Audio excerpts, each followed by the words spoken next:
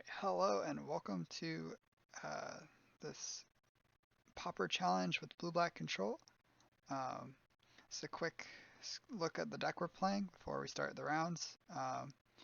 Basically, our goal is to slow our opponent down, keep them from killing us with removal spells like Disfigure, Tuner's Edict, Cast Down, and counter spells such as Counterspell itself, Miscalc, Prohibit, Exclude, and buy time until we can take over the game by drawing a lot of cards with either Bonder's Ornament, Muldrifter, or Frantic Inventory, and then getting to a point where we have Pristine Talisman in play to gain us life, plus Evenkar's Justice. Evenkar's Justice gains us 2 life, or sorry, doesn't gain us life. It deals 2 damage to everything, and if you pay its buyback cost, it comes back to your hand. So essentially, we're trying to create the loop of having a bunch of life with Pristine Talisman and looping Evenkar's Justice to deal 2 damage to both players as we gain 2 life every turn. Deal 2 to everybody, gain 2. Eventually, they'll die. It's a control deck, so we are. As long as the game goes really long, like the longer the game goes, the more likely we are to win because we just have more ways to draw cards. We can trade almost any card 1-for-1. We have Tuner's Edict, which gets value because you can flash it back later after playing the front half. So yeah, I think we have a pretty good matchup against the blue-red fairies decks that are very popular right now since the printing of Fall from Favor. They've been one of the top decks for a while. There are a lot of decks in Pauper, so I'm not really going to go through each individual matchup. I'm going to jump over to our sideboard. We have 3 Nihil Spell Bombs. Basically, this is a concession to how bad the Tron matchup is. With Graveyard Hate, we can break up their walls, make their mnemonic walls significantly worse. If their walls don't matter, then we just have to answer their Muldrifters and their whatever other top end they have, which becomes a lot easier. We have 3 Hydroblasts. Burn is also a tough matchup. Hydroblast helps a lot there. It also has some functions in other matchups. I could see cutting a Hydroblast if Burn is not very popular. We have 1 Dispel. It's good against other blue decks, mostly to counter their counters. We have a Negate. This card comes in against Tron. It hits their artifacts. It hits Bonder's Ornament. It hits their counter spells. Spellstutter Sprite is basically another win con that can come in when we want to cut out our Evenkar's Justice plus Pristine Talisman. Once we cut this combo, since it's not good in some number of matchups, we really need more ways to win the game. Spellstutter Sprite gives us another avenue to win without decking ourselves. It's also very good against the red decks that board into Pyroblast against us, since you can counter their Pyroblast and get value. It's basically, it really shines in the fairies mirror matches, I guess I'll call them. There's a lot of other decks that play a lot of 1-cost spells, but basically you can only really play this if they have a reasonable number of 1-cost spells you want to counter. Then we have some removal. We have Obnixilus's Cruelty, which very specifically answers both Gurmag Angler and Stormbound Geist out of the blue-black decks, because both those cards are pretty problematic for us, and Obnixilus's Cruelty cleanly answers both of them. It's also good against Elephant Guide out of the mono green deck. Suffocating Fumes shrinks all their guys, gives them -1/-1. It's an instant speed answer to any deck that plays a lot of 1 toughness things. So the most common ones are the fairies decks that have Spellstutter Sprites and Fairy Miscreants. It's also fine against mono green because they have a reasonable number of 1 toughness creatures. And Boros Bully plays Squadron Hawks and Battle Screech, which both are 1/1s that we need to answer. Alright, that's the deck. We'll see you I'll see you in round 1 for the challenge. Look here. Okay, this is fine. So we can pass.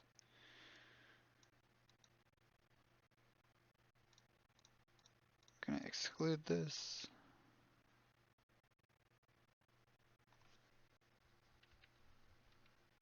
Mostly because we want to spend our mana, and if they ninja'd that, we don't have an answer for it.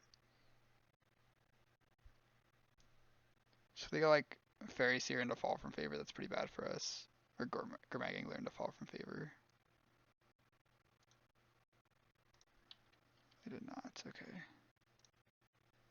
So we're gonna preordain. We're looking for a way to kill this. We have counterspell for spell stutter. Okay, bottom of the island, top cast down. I think we want to do this now.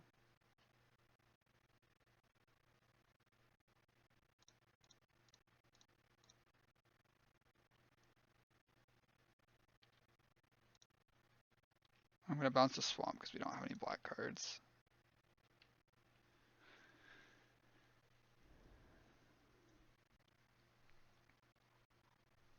Assuming we don't get fall from favored here, we're in very good shape.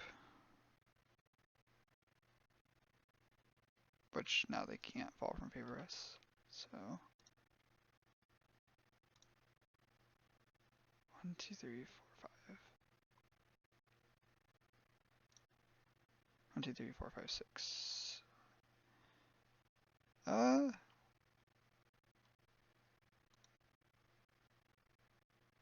Yeah, I think we just want to leave up teachings.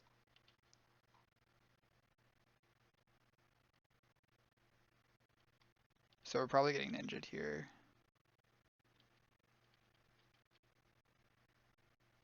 Which is okay. It's not great, but it's okay.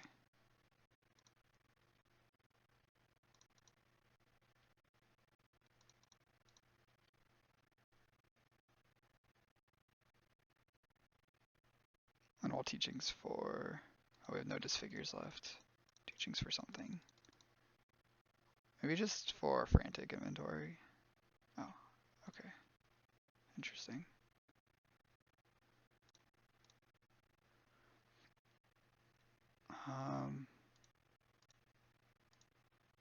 Gonna bottom miscalc. We really just need to find a removal spell.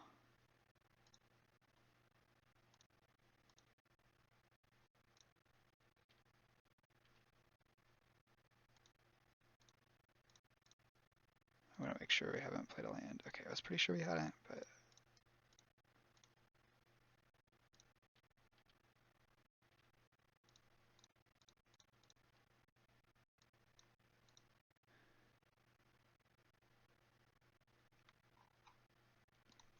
So we know our opponent has Spell Stutter Sprite, and we don't know what else they have. Spell Stutter Sprite and several unknowns. Okay, they aren't doing anything. Let's just put back the Mole Drifter.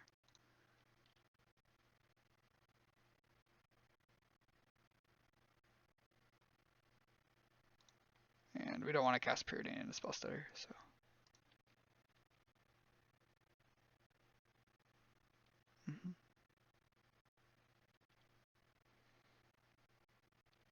I'm gonna let the Ninja hit us again.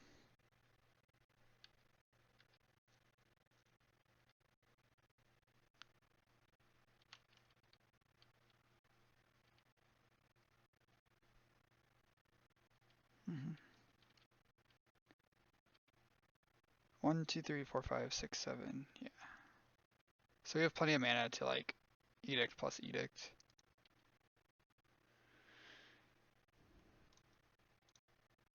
One, two, three, four, five, six, 7. 1, 2, 3. Yeah.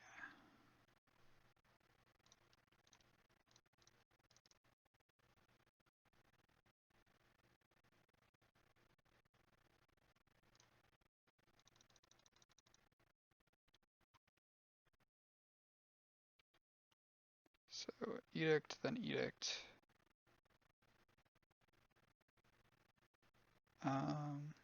And I want to leave up Cast Down, so I'm going to play our land first and cast the Edict. And then this way it looks like we have a counterspell up still.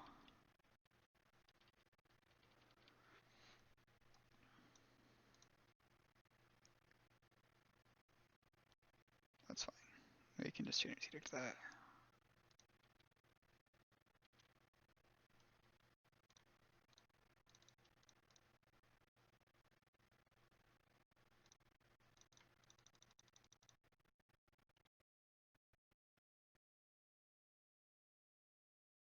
Okay, if they had Spell Stutter, I think they would play it, so...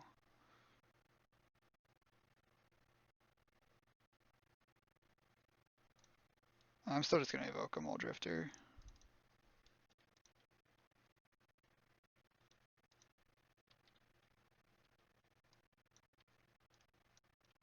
haven't drawn any of our artifacts. Eventually we'll draw an artifact and then be able to lock up the game. We have one counter spell down. They have 3 counter spells down. So our Evan cards are not very threatened. I think it's reasonably likely they have another ninja. They've only played 2. Oh, they've played 3. That's not super likely.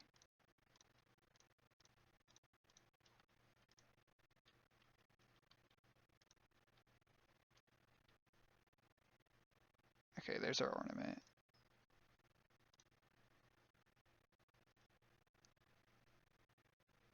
Both these are great.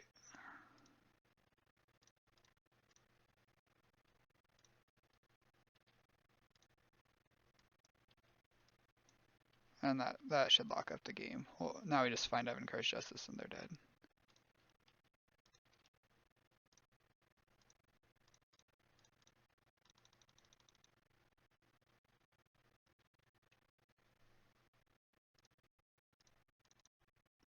So let's draw 1, 2, 3, 4, 5, 6, 7. I'll just wait a turn. We can just kill him next turn. Or start casting next turn.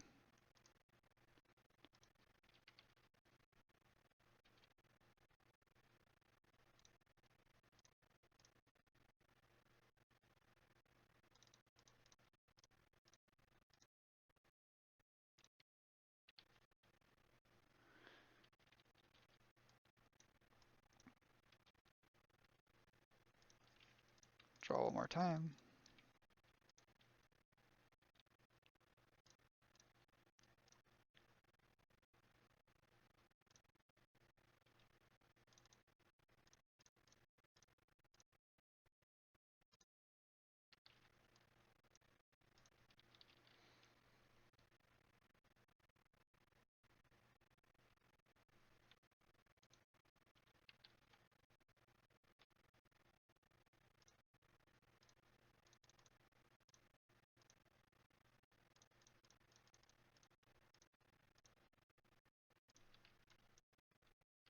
Now, the game's basically over, so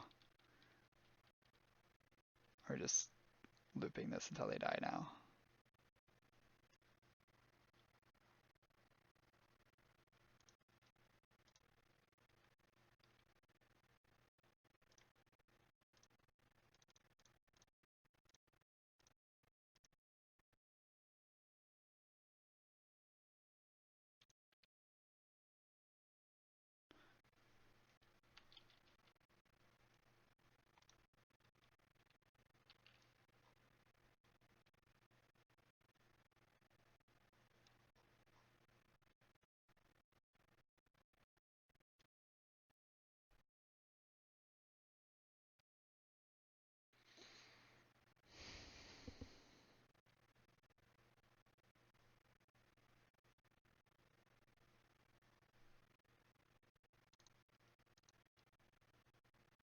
Our opponent probably has just a bunch of dead removal in hand. They brainstorm some of it away, though.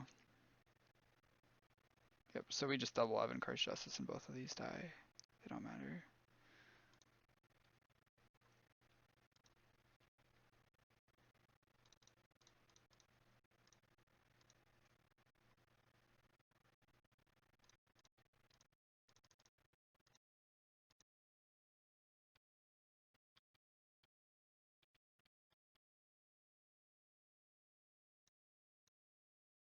Okay. We could cast the Preordain, but it doesn't make sense to like spend the extra clicks. So how did they concede and then tap their mana? Okay. So we're against blue-black fairy. So we want the fumes, we want the cruelties. Cruelties, this is the matchup that cruelties really for because it hits their anglers and their it hits angler and it hits the stormbound geist. So we really need this.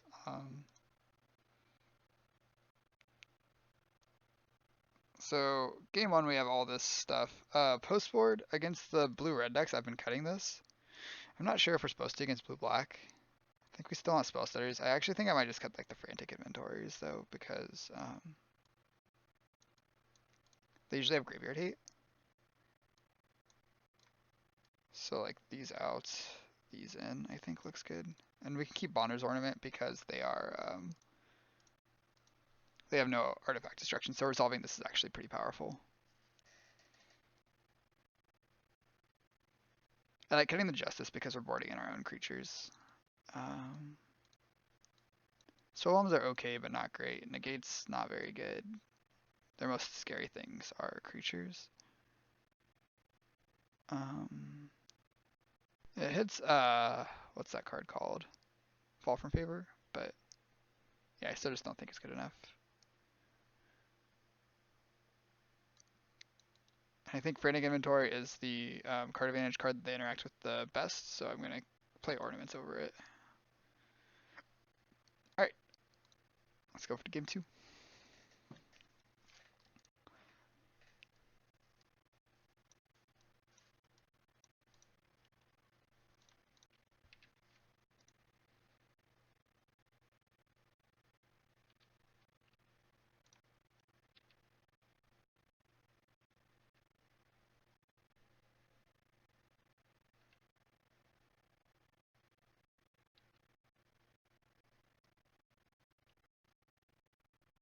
Okay, so I'm going to bog away these 2 lands.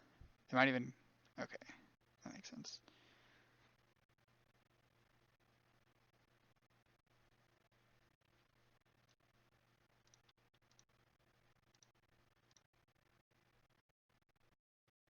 I'm actually going to wait a turn. I want to get the Aqueduct down while we can't. No. No, we're fine. I'll bog this away.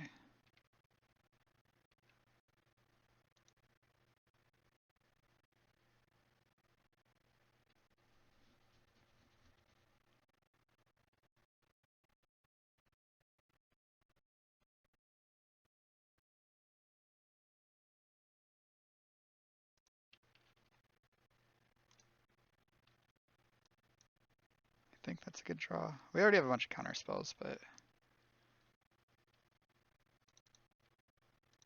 Okay, our opponent's missing land. I'm going to play untapped land here because we can hold a double counter.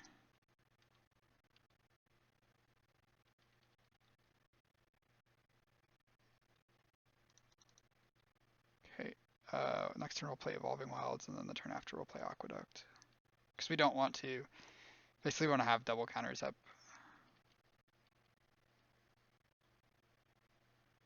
Stormbound Geist. So they're tapped out. I want to use their double blue counter, I think. We could just miscalc. Because we're going to have double blue next. Yeah, we should just miscalc. Because we'll have 3 blue sources next turn for counterspell plus spell stutter.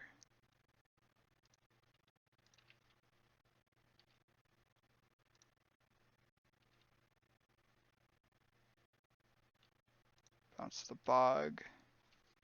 Bog will just help keep them off Gurmag Angler. Discarding the hand size.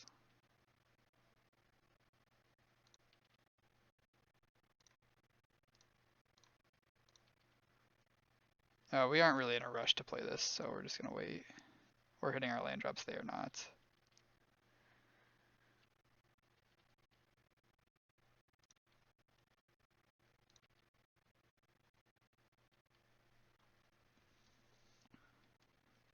If they don't do anything here, end step, I'll probably cycle this just to try to increase our chance of hitting lands.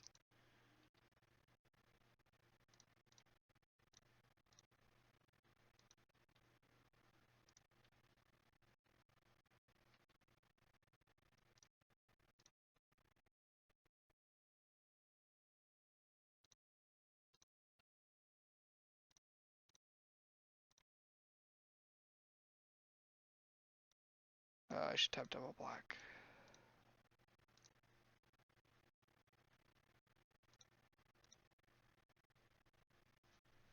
So we spell stutter their dispel, cast down their thing, resolve our preordained, find our lands. No lands, but yeah, we don't want either of these. I think. Okay. This is a good draw.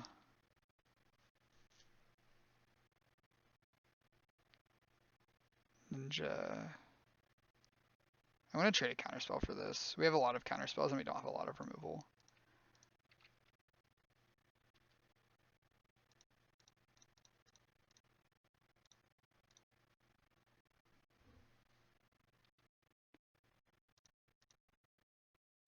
I would love to cast this preordained, but I don't think it's worth the risk of potentially missing our... If we miss on land, then we're in really bad shape. And we're in such an advantageous position that we don't need to go for anything like that. I think I'm going to let this one resolve and cast down it. We can just like never tap out of counters for the rest, or we can easily just never, or easily never tap out of counter spells now. So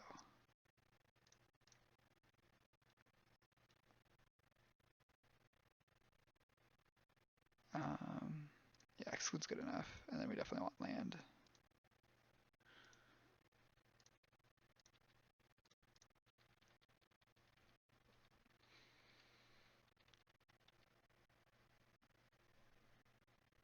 All right, this one's just about locked up. Oh, there it is. All right, I'll see y'all for round 2. Thanks for watching. All right, here we go with round 2. This hand is a clear wall again. We got no blue. All right, this hand looks much better. What do we want to put back here? Turn 1, we're probably going Evolving Wilds. Turn 2, we can play Aqueduct, pick up the land we fetch with Evolving Wilds. Turn 3, we can play our Backwater. Turn 4, play the land. So I think I just want to pitch probably a miscalc. We're going to be on the draw. We're on the draw here, so our hands, we're probably going to be spending our turn 2 removing something and our turn 3 removing something. So I think miscalc's just too slow. Wait, we don't even get to spend our turn 2. We get to spend our turn 3 removing something and our turn 4 removing something. Then hopefully turn 5 we can play this Mole Drifter to make up for the mulligan.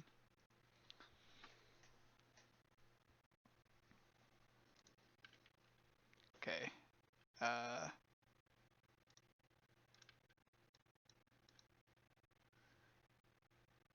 Cycling. Oh no. Oh, I really regret putting back the miscalc. We're probably dead cycling here.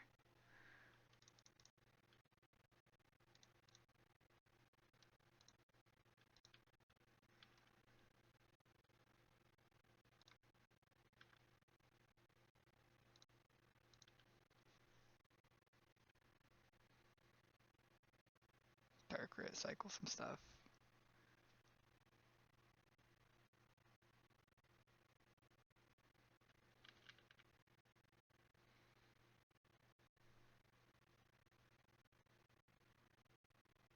Yeah, so they're gonna put a bunch of creatures in the yard, cast Songs of the Damned, make 1,000,000 mana.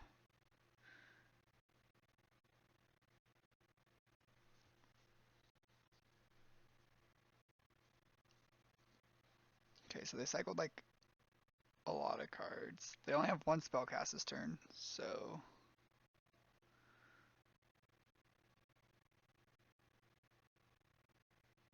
okay, they have 3 spells cast this turn now. So they can get back 4 creatures.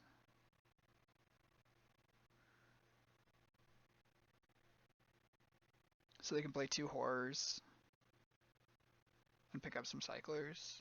So we Chainer's Edict 1, player tapped land. Next turn we have 2 removal spells. We might be okay. If the last card's like Unearth or something, then we're probably... we might be okay here.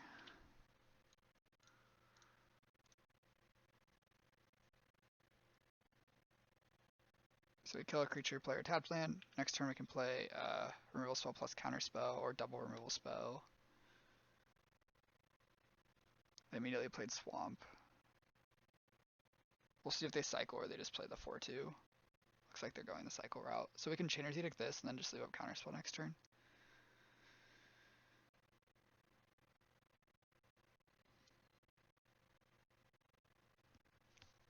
Yeah, this looks like it's gonna end up okay for us. The counter spell is a good draw.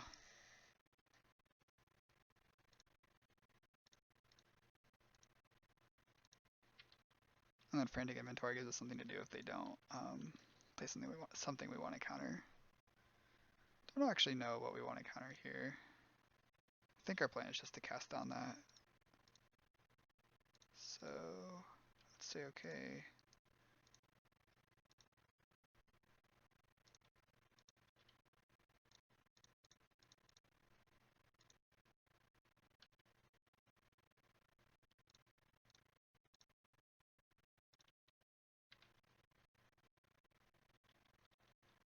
Yeah, maybe we should have countered it, because then we could have like tapped out for Mole Drifter at some point.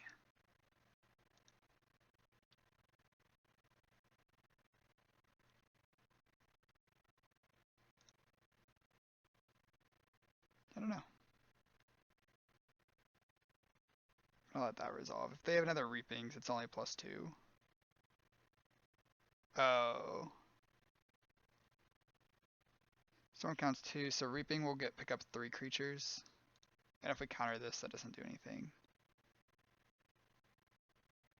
So Reaping will pick up 3 creatures, we can counter 1, and then... Okay, looks like we're in pretty big trouble then, because they can just play 3 creatures. Maybe we're supposed to counter Songs to buy time. Because if we counter Songs, they Reaping pick up 4 creatures. They're Cycling Horror?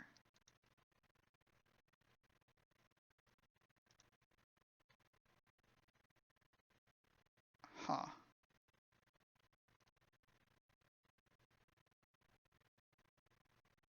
I thought we were dead, but they just cycled away their threats.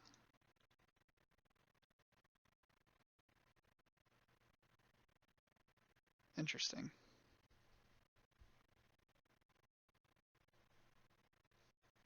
Well, I guess I'm just gonna play our Revoke our Mole Drifter and hold up Counterspell again.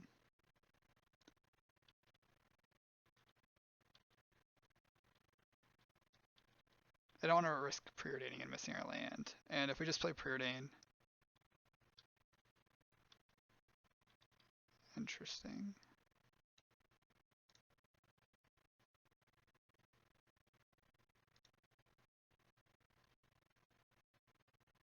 I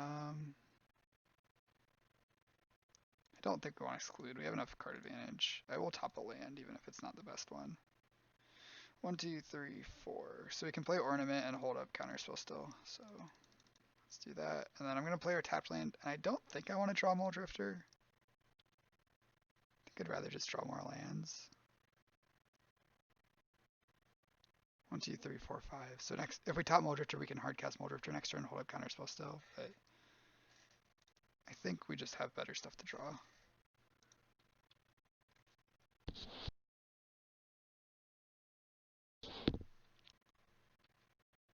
They didn't cycle that on their turn?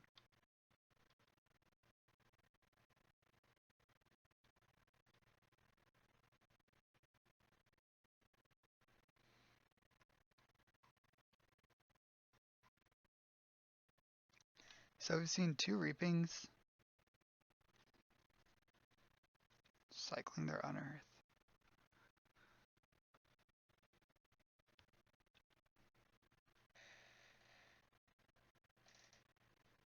I'm not sure what they're looking for.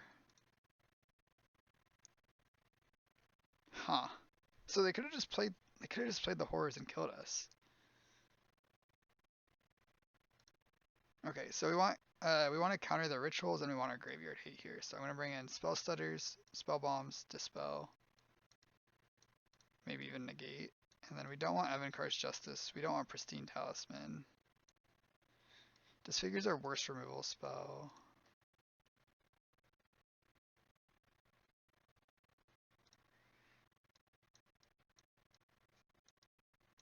So this hits Songs and Dark Ritual. This might not be great. I think... Oh, Agony Warp's probably our worst removal spell. I'm going to cut Agony Warp.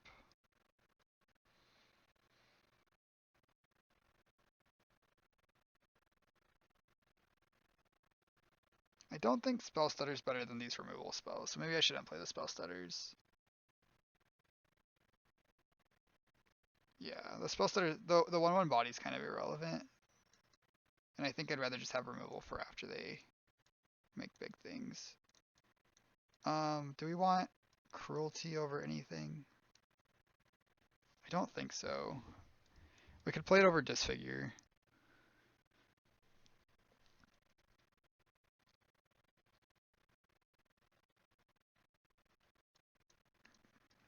play it over negate. Negate just hits the rituals. That's kind of narrow. Let's cut the negate and play the cruelty. Play one cruelty.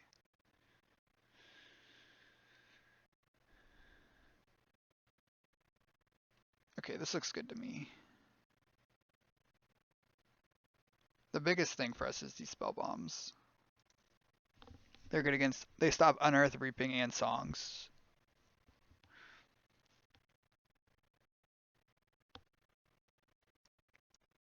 Okay, so we have turn 2 counterspell, so we're gonna keep this. They might go crazy before then, but okay, that's a good draw too.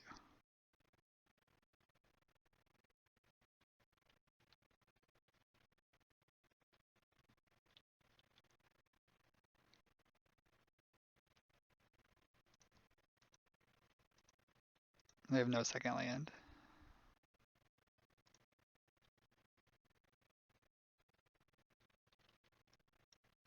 With double counterspell, I think we have a lot of time.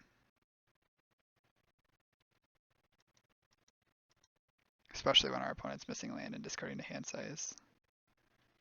So we'll just play it nice and slow.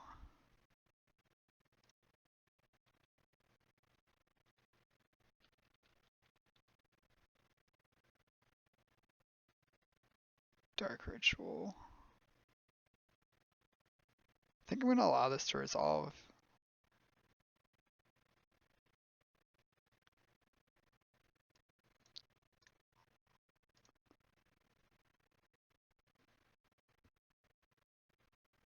And we can just counter this. So we got rewarded for letting the ritual resolve. They just played a 3-drop into our counterspell with the ritual mana. Here we could Aqueduct to pick up the Mortuary Mire. Or we could just play the Radiant Fountain. I think I like playing Radiant Fountain more, because I want to bounce the Radiant Fountain with the Aqueduct, and this lets us leave out black for the Spell Bomb.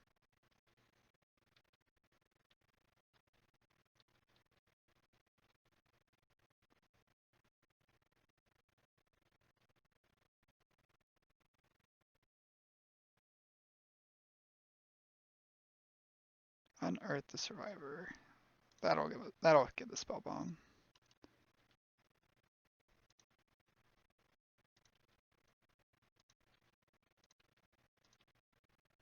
Alright, that'll do it. That's 2-0 in the challenge. We'll see you next round. Just wanted to pop in a little bit before the next round. We're first in standings. We'll see how long that lasts though. Alright. Alright, here we go. It's round 3. We're against Venom 1. The double counterspell single blue source hand is a little bit rough. We have to discard Bouncing Aqueduct. I think this hand's just bad enough to get rid of it, to put it back. Okay, this hand's definitely better. I don't want to put any of our lands back. So turn 1 we're going Preordain. Our opponent's on a mold of 6. Turn 1 we go Island Preordain. Turn 2 we probably want to Aqueduct back a land. Which means we could cast another Preordain. If they're fairies, it's really awkward into Spell Stutter sprites.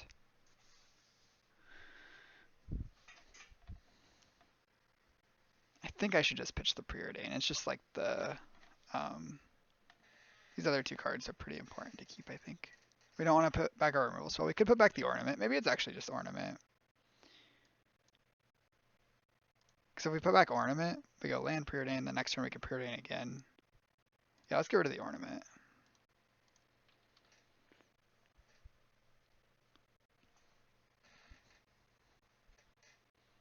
Stompy.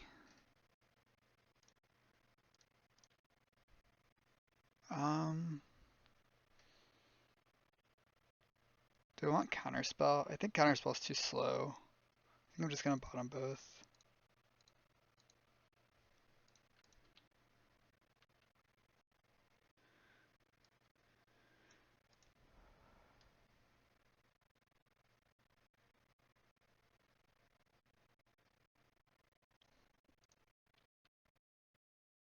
Okay, so we can trade our Chainer's Edict for a card here.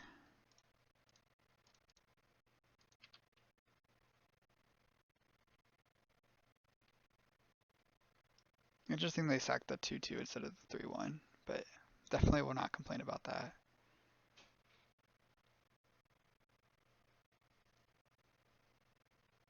River Boa and Pitskulk. Okay, so our opponent's empty-handed. Let's go ahead and cast this Preordain and try to find a removal spell. Those are not removal spells.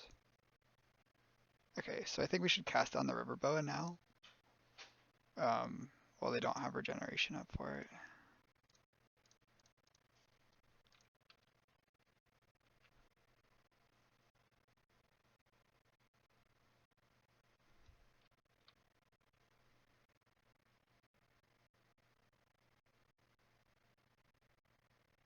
We get Disfigure. We should play this now. I think I want to tap double blue. If we draw a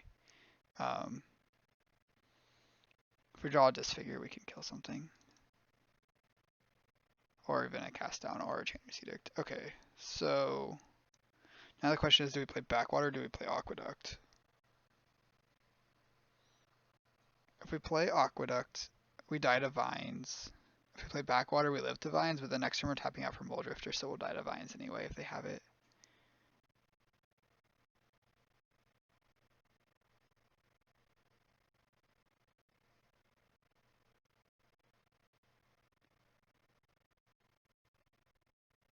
The reason to play Aqueduct is so that we have one more untapped land. So next turn, on turn 5 we tap out for Muldrifter. Then turn 6 we can play untapped land and play 3 spells.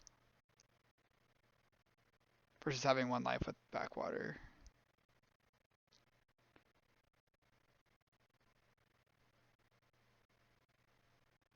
I think the 1 life's more valuable. But I'm not sure, this could be wrong.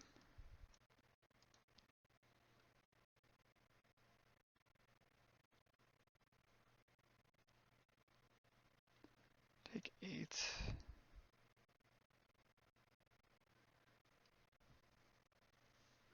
So if we hardcast this, we just die because this has trample. So we have to evoke and try to hit cast down plus Radiant Fountain.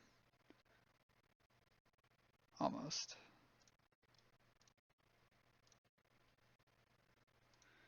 Okay, this matchup's pretty tough. We want Fumes, we want the 2 Cruelties. We can play Spell Stutter Sprites. They're okay. They're not great. Spellbomb's good if they have Young Wolf and other Undying creatures. Dispel's okay. It hits like Vines. I don't like Bonders very much against them.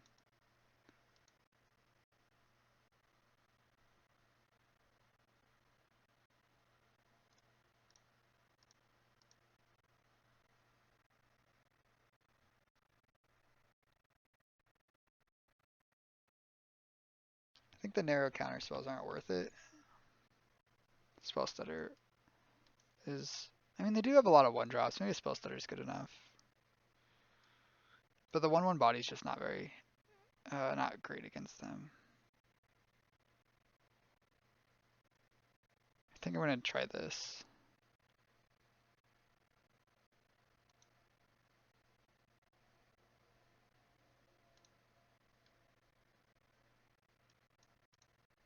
Okay, we'll keep this. I'm going to play Island Preordain on turn 1, I think.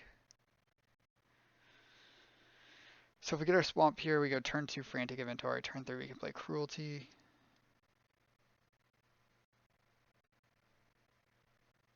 It's actually probably better. We'll just save the Preordain. We don't even know what we're looking for yet. We don't know if we want lands or spells or what. All of our cards are very similar power level, so it's hard to make informed scry decisions. And we have our curve ready. This changes things. We'll just kill this while we have a good target. So the reason to kill this now is because they can play things that are worse that we don't want to Edict. Like a 1/1. Viridian Longbow. They missed their land.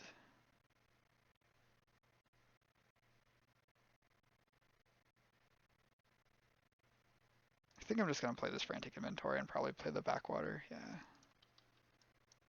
just a good turn to get our tapped land out.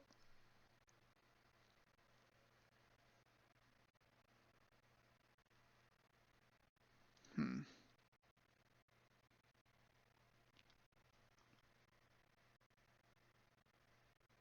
It just kills this. We're only taking 3 a turn.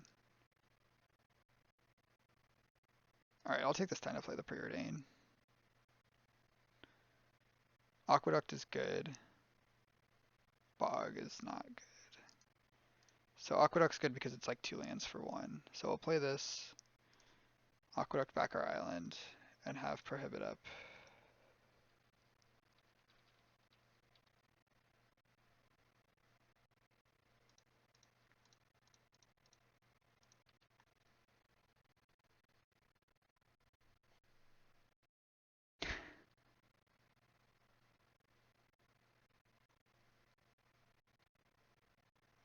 All Rancors.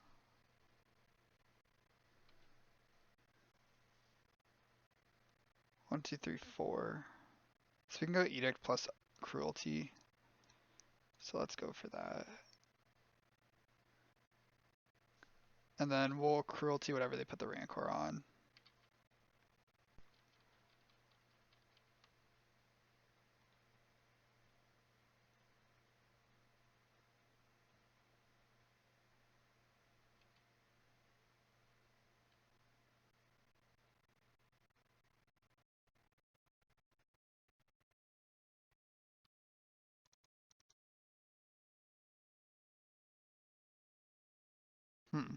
So they didn't even play it. I think I just want to cast this Cruelty. The next turn we play Mole Drifter.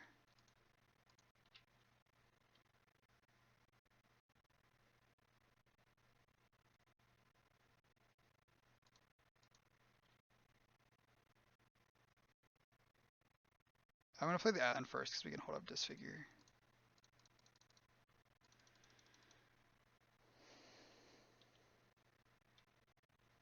Okay.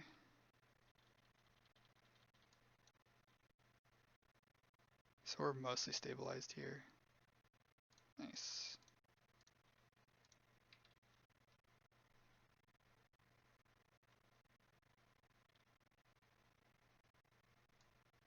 One, two, three, four, five, six.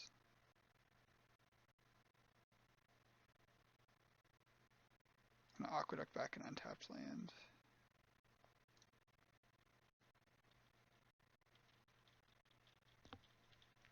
So Cruelty is very good against Elephant Guide. Even if they resolve Elephant Guide, we can still just Cruelty it later.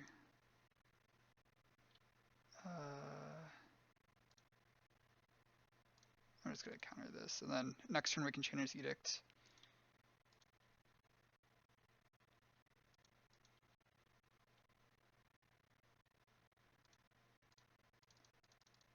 And that should just about lock up the game. Cool. Okay. So we saw they kept an Rancor, they kept an Elephant Guide, they have a bunch of 1-drops and Ledge Walkers.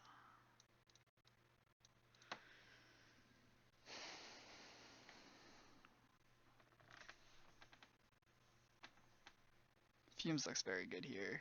Do you want Spell Stutter Sprites?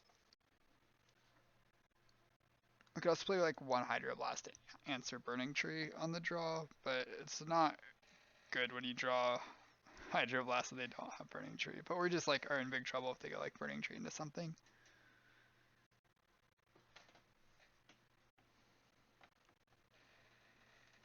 I don't think we want Spell Stutters.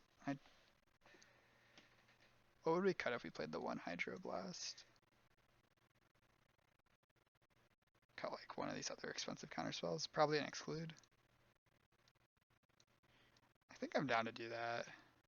Exclude's just kind of clunky.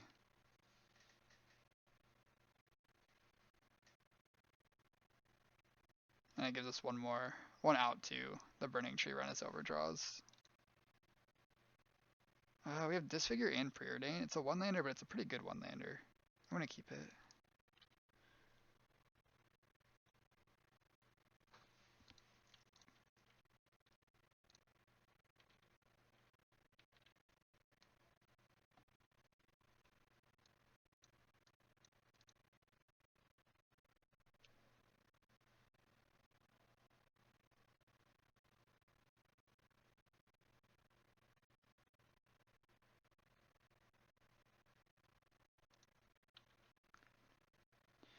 not hit our land, so we need to cast Prudent and try to find a land.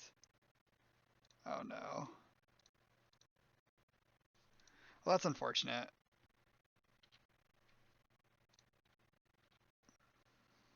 So we're probably dead here. Missing that land was really bad.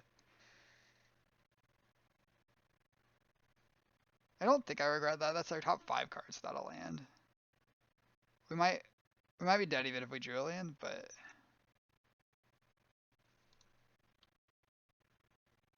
okay.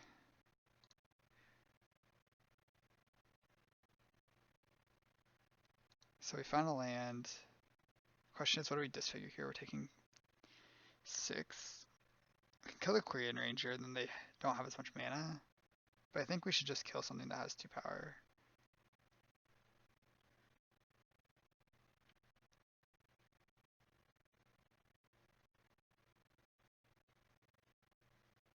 They're just gonna attack without playing anything. If they had Rancor, they would have already played it. So if we kill this, we take 5. Then we Edict and take 4. I think I need to kill a 2 power thing.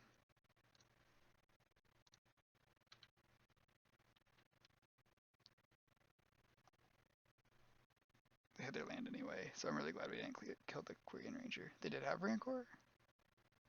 I guess they wanted to save it for their hexproof guy, but we were tapped out earlier. So we Prudent here, try to find a land and cast Chinner's Edict. Maybe not specific enough about the land we needed.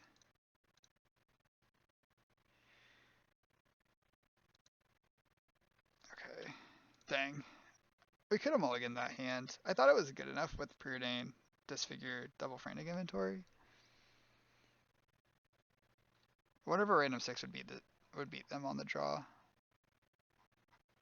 We'd have two Frantic Inventories on the draw. Maybe it's just not good enough either in our opener. We just need like more interaction. And we had a Mole Drifter. Do we have 2 Mole Drifters? I don't think we had 2 Mole Drifters. No, I'll have to watch the recording. Alright, well that's round 3. We got 3 more to go before potential top 8. We'll probably need to win the last 3 to make top 8, so yep, I'll see you next round.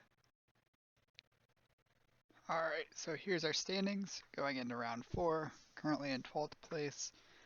We'll need to win the next 3 to top 8 probably. If we win the next 2 and lose the last one, there's a small chance, but most likely we'll need to win out. Our tiebreakers look like we're in the middle of the 2 ones, which when you won your first 2 and lost the 3rd one, that's below where you'd expect them to be. So our tiebreakers aren't looking great. Here we go though. Getting started with round 4. Won the die roll. That's always nice. This hand's a little bit slow. We don't do anything until turn 3, but I think it's strong enough that we don't need to mulligan it.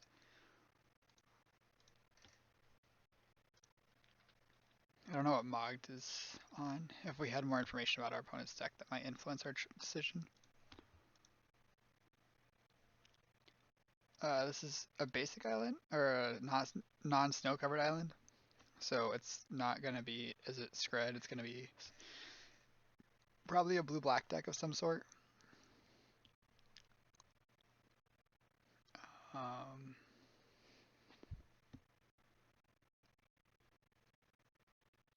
I guess involving Gurmag Angler if they're playing Ponder.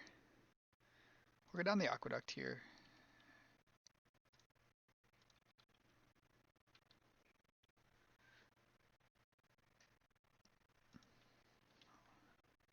Okay, we can hold up Excluding and Counterspell now. Most likely our opponent's holding up Counterspell also.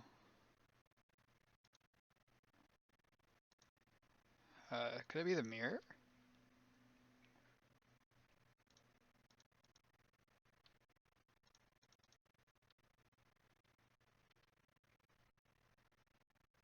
So I want to bog away the Frantic Inventory.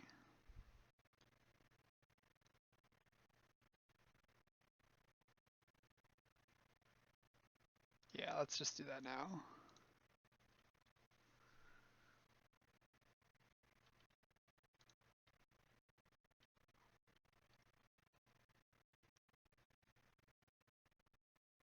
Spell Stutter Sprite. I'm going to exclude this. So it is some blue-black deck. Frantic Inventory and Spell Stutter Sprite main. Oh, it's mono. Is it mono blue? Yeah, it's mono blue, looks like. Okay.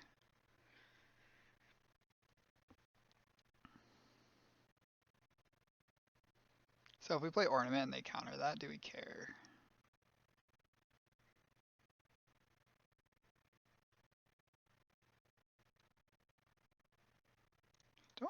I don't think we'd counter their counter spell, so I'm gonna play Ornament. If they counter it, that's fine. We'll play Island and counters and have counter spell up.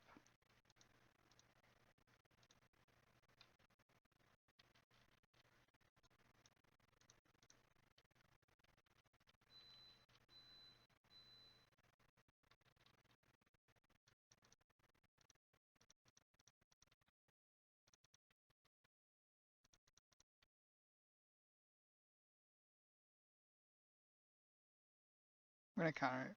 Oh, not gonna counter that. Oh, I probably should have countered that because now Spell Stutter Sprite is problematic.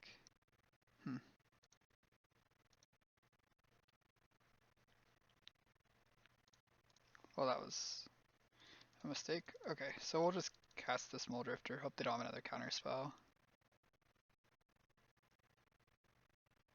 And it can block. Okay. Player tapped land, say go. Does mono blue play Fall from favor? It probably does, huh?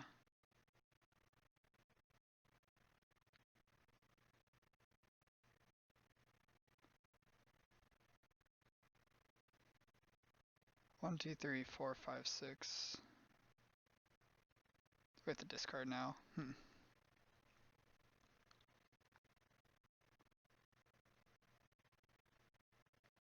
Discard the Aqueduct.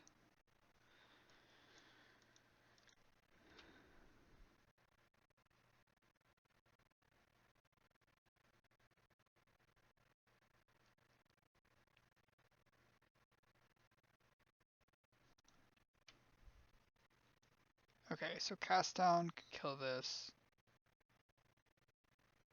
So if I change the edict and they spell stutter, we can counter spell the spell stutter. If they counter back, then we have cast down.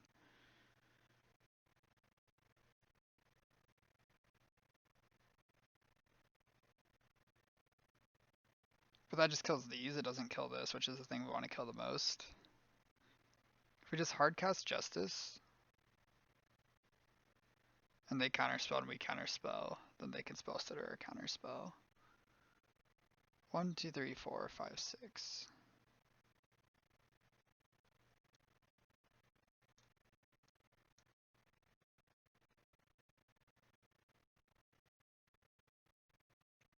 Okay, let's start with Chainer's Edict.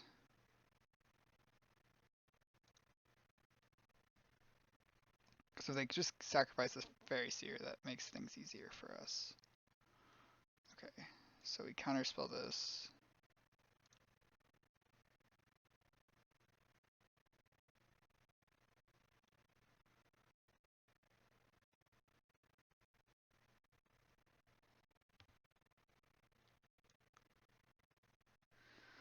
Okay, so the question is, would you rather kill the ninja or kill all of this stuff? Gosh, I wish we kept the bounce land over the swamp now too. I think we'd rather kill these 3-unit creatures than kill the ninja. So I'm going to cast down the spell stutter.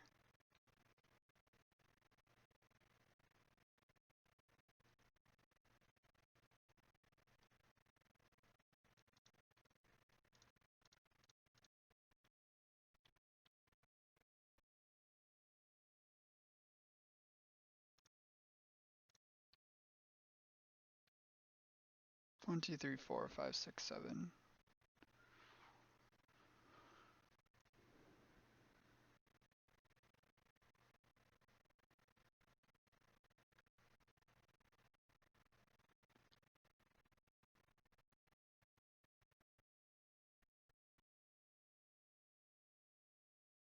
So We can cast Evankar's Justice with Kicker, but if they have Counterspell, it's really bad. 1, 2, 3, 4, 5, 6, 7. I think I'm going to start with Ornament.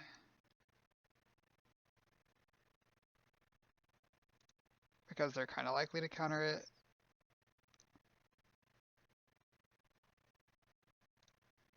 We're through 3 Spell Stutter Sprites.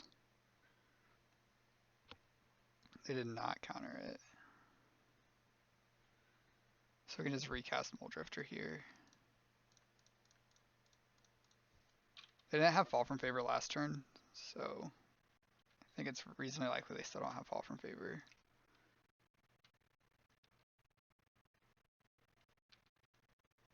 Okay.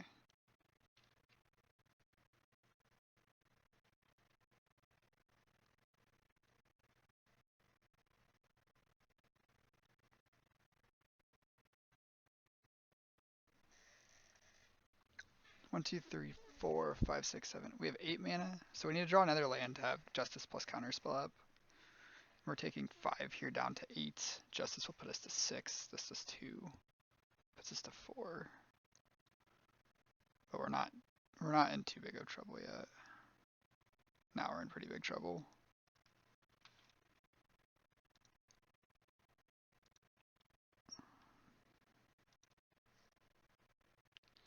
One, two, three, 4, 5, 6, 7, 8. We did not draw untapped land, so we just need to cast this without buyback. Let's play Preordain first. Wait. So what are we doing this turn? We have 1, 2, 3, 4, 5, 6, 7, 8 mana. So this costs 4, this costs 2, this costs 2 if we do it in the correct order. So we need to play Talisman first.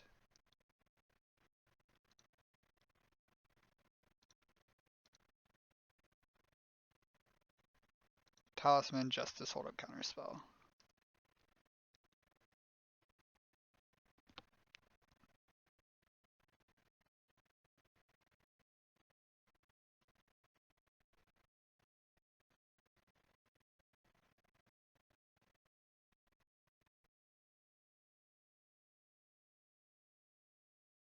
Opponent's thinking about something here. I do not know what though.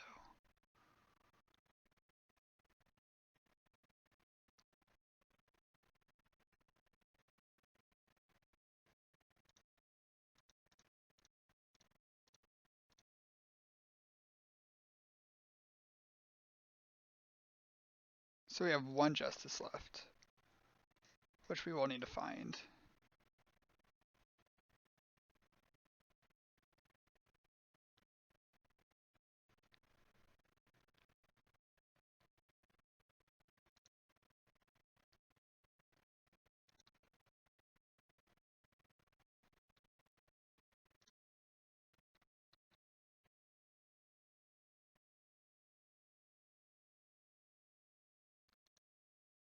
The Talisman will help a lot with taking small amounts of damage from these. Okay.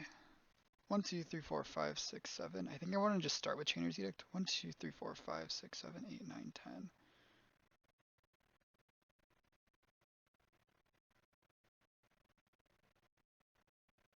10.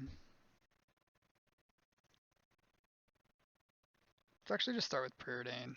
If they spell stutter, we can counterspell.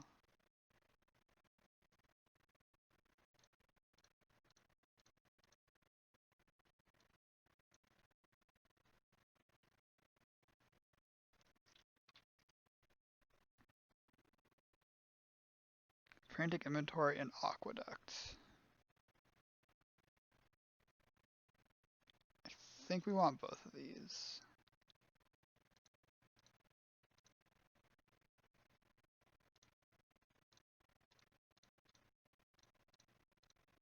And now here we cast Chainer's Edict.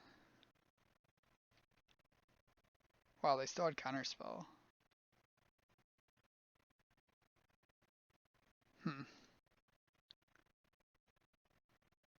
The 1 life from Backwater gives us another turn if they hit us for 4, because we'll gain 1 from this, and then we'll gain 1 from this, so we'll go to 3. So I think that's what I want to bounce. If they have the 3 power ninja, then we're dead though. Okay.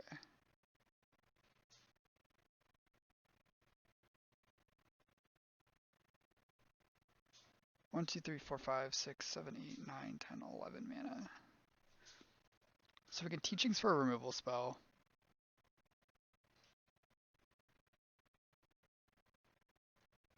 I think that's better than drawing 3.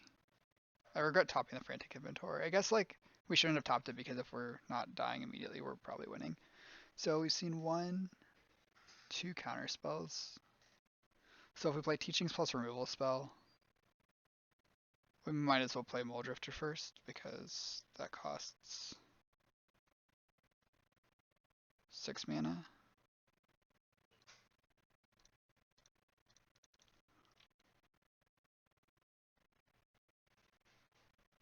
Okay. I'm going to do it in their upkeep, I guess.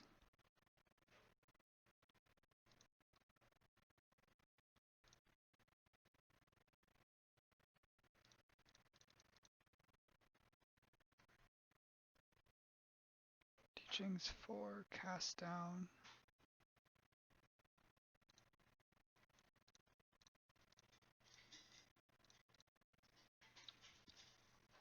Okay.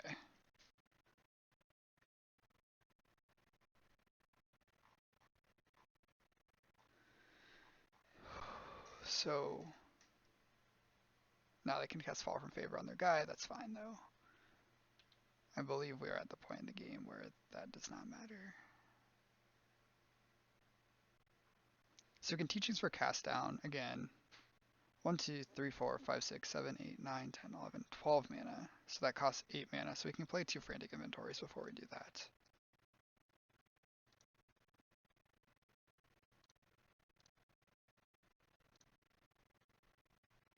Okay. Since we drew Trainer's Edict, we'll just cast Muldrifter and Trainer's Edict.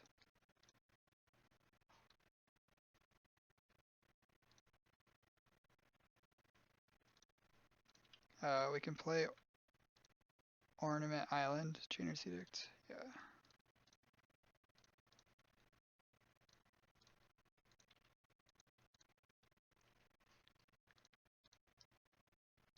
And then, so our opponent's played 1, 2, 3 counter spells. So we just need to find our last Evan cards and protect it.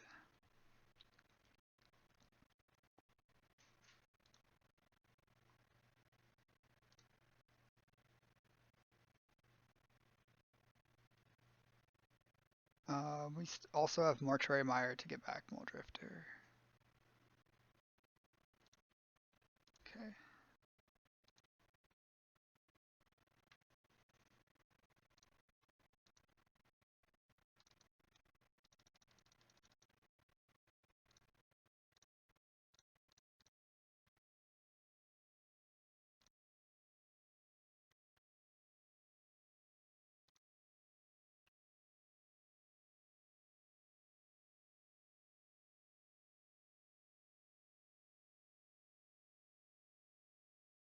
We're through 3 of their 4 spells. Oh no, we're through 4 of their 4 spell stutters.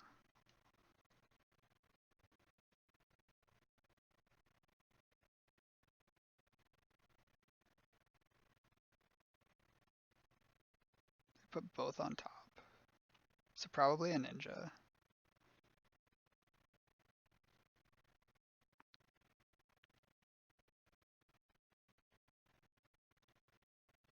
Oh, this makes sense also.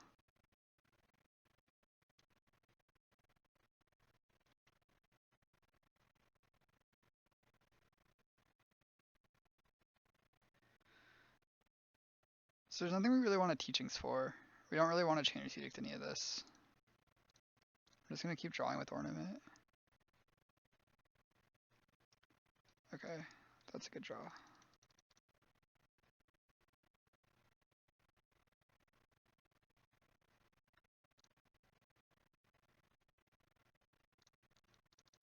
Player Muldrifter. It blocks, so it's going to gain us a lot of life. I should have played our Radiapon first. We knew that was land we were playing this turn anyway. Okay, it did not end up mattering. And we found our justice, so now we just have to protect it, and we win.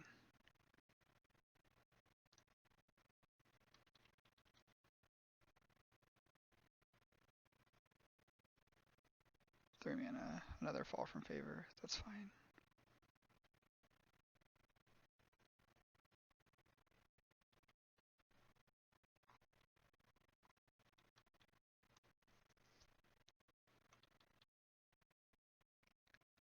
Probably ninja at least one of their miscreants here.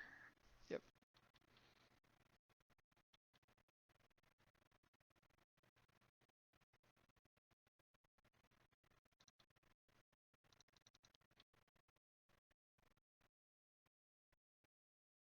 So we don't actually even have to kill them, since they're gonna naturally deck before us now.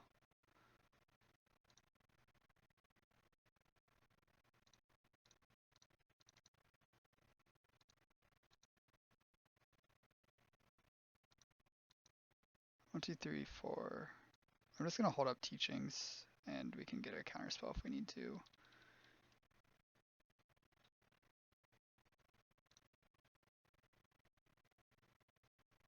Most things they play we don't care about, so we're not really worried about much. I'm gonna go ahead and draw one card off an ornament. Okay, Meyer can get back Muldrifter.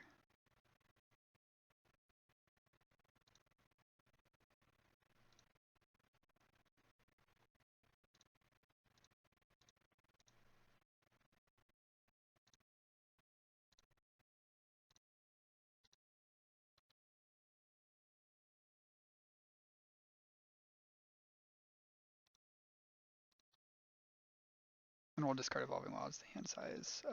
We need to play fast though. We're at 14 minutes.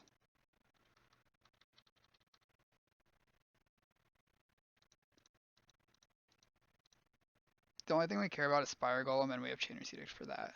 So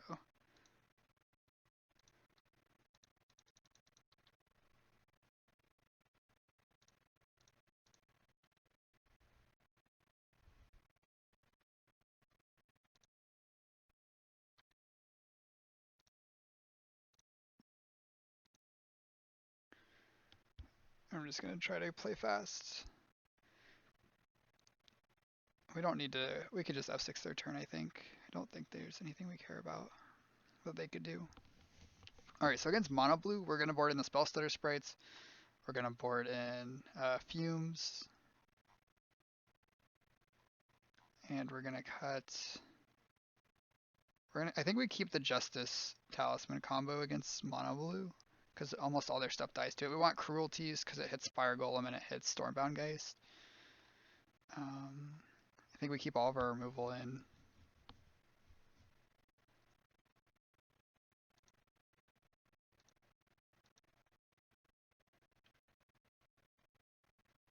I'm gonna cast this Preordain.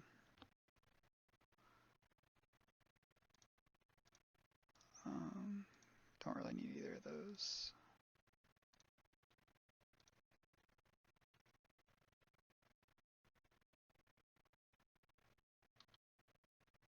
Oh, I was like, oh no. Yep, you can draw your deck. It shouldn't matter.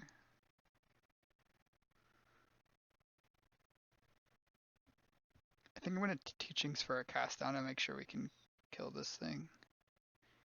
And then I want to trade off one of our counter spells since we have so many.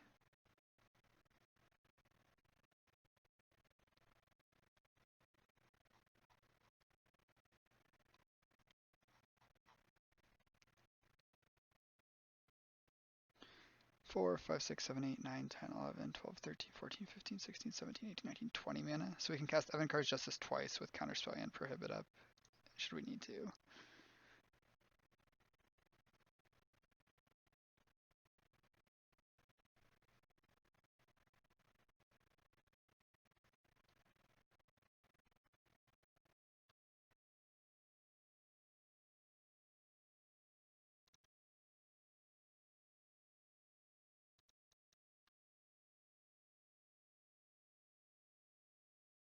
Okay, so I'm just going to cast his teachings. I have too much mana, but that's fine.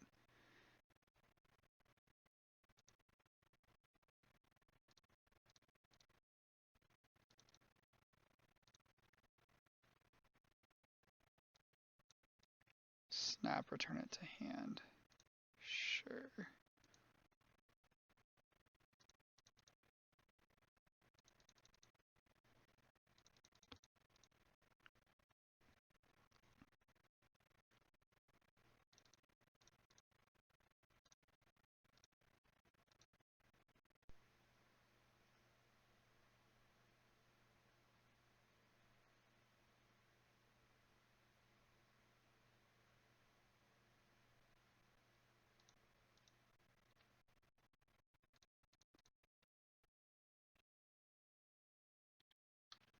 Okay, we can pass turn here.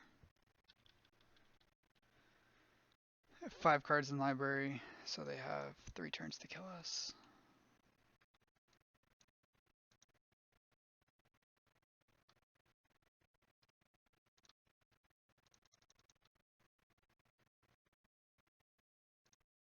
I'm just going to cast this. Don't think it really matters.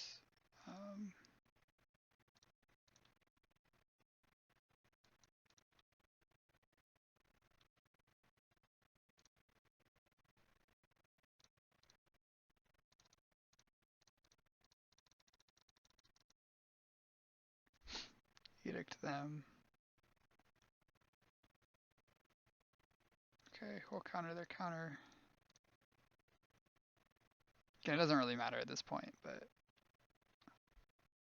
go through the motions. Snap's fine.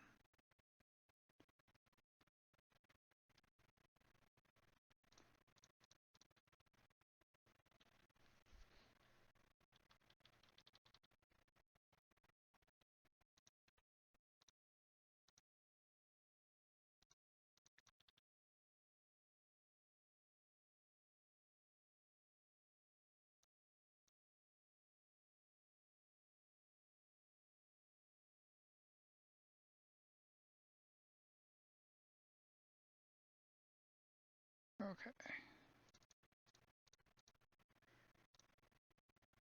Cast Encourage Justice.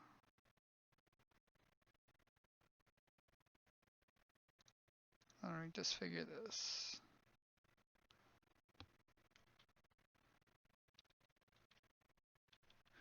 Okay. Our opponent is now dead. Yep.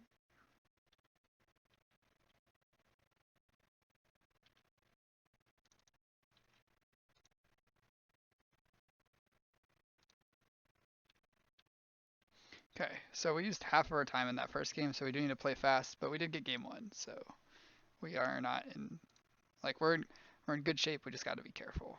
Okay, so they had frantic inventories, which means we want spell bombs. We don't want to actually spell bombs kind of awkward against spell stutter sprite. We definitely want fumes. We want cruelties. Probably want dispel. So these are all the cards we could bring in. Spell stutter sprite definitely looks good. They have a ton of 1-drops.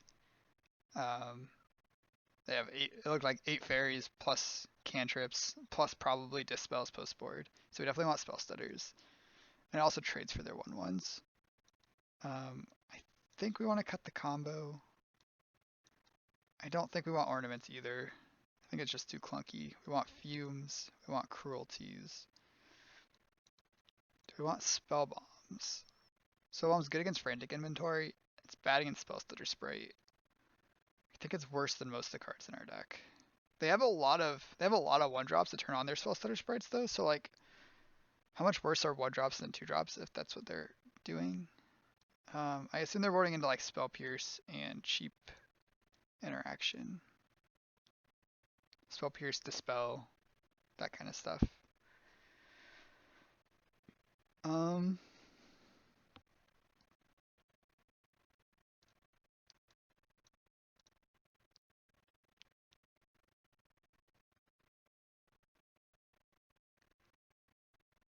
I think I want to board out the justices. They're pretty good if you on some board states, but I think it's mostly game 1 that they're at their best, whereas post board our opponent's better at fighting kind of stuff we're trying to do. Having so many counters is kind of awkward. I could see cutting some number of our counter spells.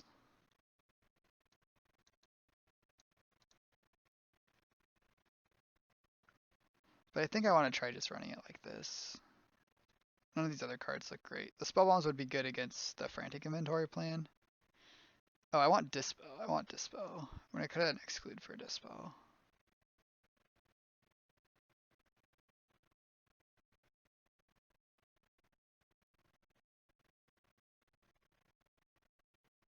Let's try this.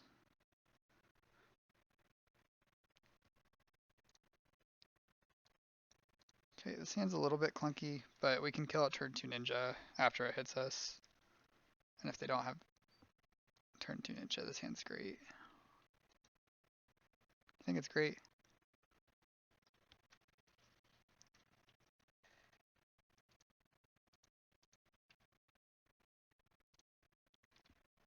This is a good draw because we didn't want to have to play Ash Barrens as a regular old land, and now we don't have to.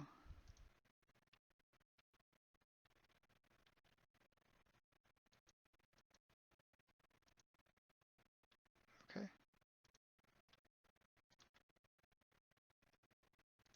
Grab our swamp here.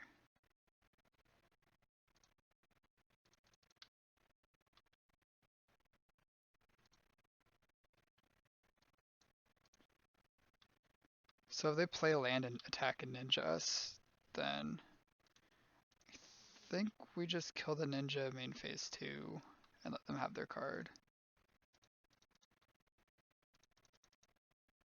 We have enough card advantage that we're not super worried about it. About the one card, and we don't want to get blown out. If they have double protection spell, that's really rough though.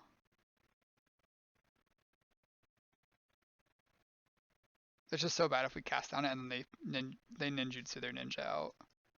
And that's what we're trying to avoid. I'm gonna play Island because I want exclude plus dispel up.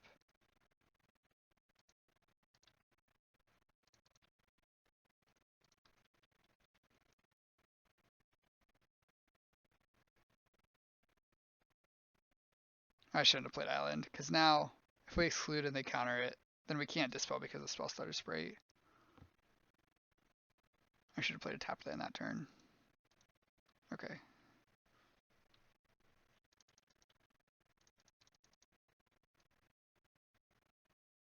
Oh, I should have played Frantic Inventory Response. I don't know if I was supposed to play Frantic Inventory in response or not.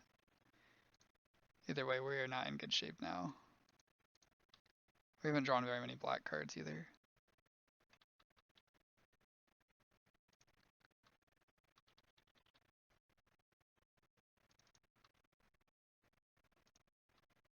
Okay, no ninja is great news.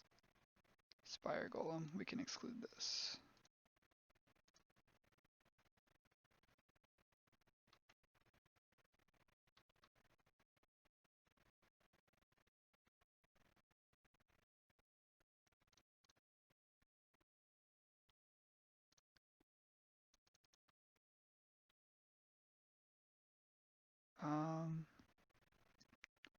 We could play Muldrifter here, but I don't think we want to, so I'm just going to play a tapped land and say go.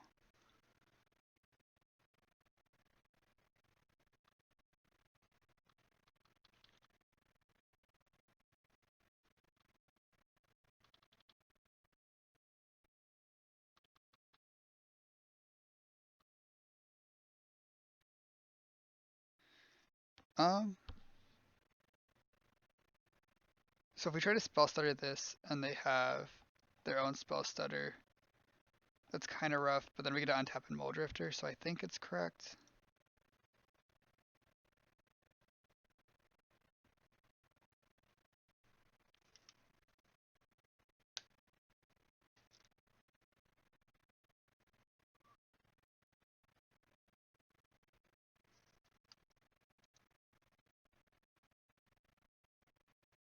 If they aren't spell stuttering, does that mean they don't have spell stutter?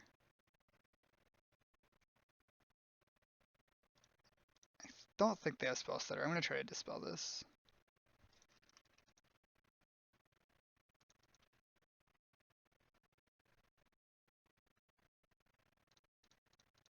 Okay.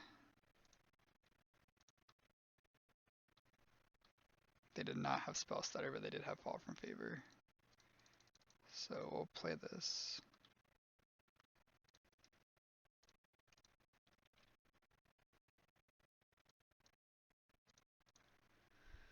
Okay.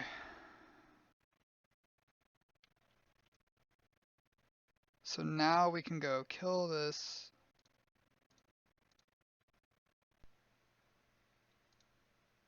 Kill this attack, and they have to chump. Now they have Spell Stutter. So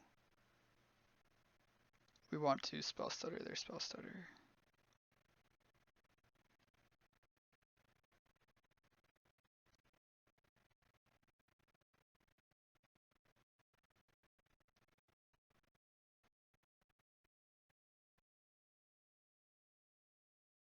And we have one more Spell Stutter, which is good against like Dispel, Spell Pierce, that kind of stuff. Okay.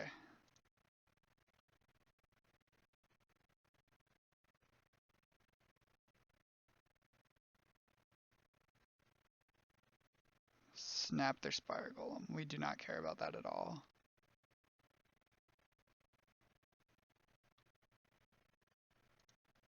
So now we get to attack.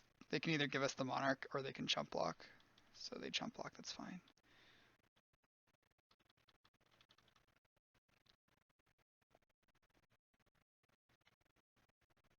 Pretty inventory just cycles. So they have Spire Golem, one unknown. So we can untap attack with both our things, play Agony Warp with double counter protection. Oh, that's even better.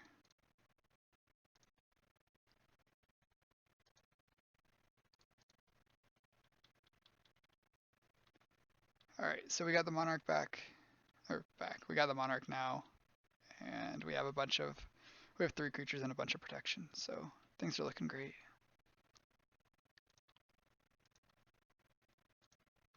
I'm gonna leave this one back. 11 lands, our opponent says. That's unfortunate. That is a lot of lands.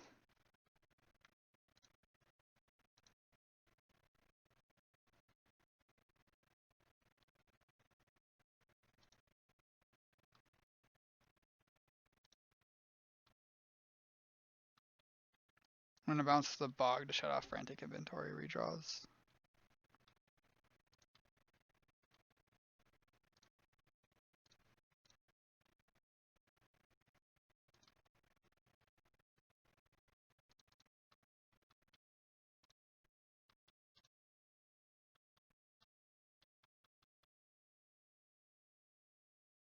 Maybe I should have alphaed there because that puts on a 2-turn clock with the Spell Stutter, but I think we have this game locked up now. Yeah. The only way that we didn't have the game locked up is if they were lying about 11 lands, which it does not look like they were.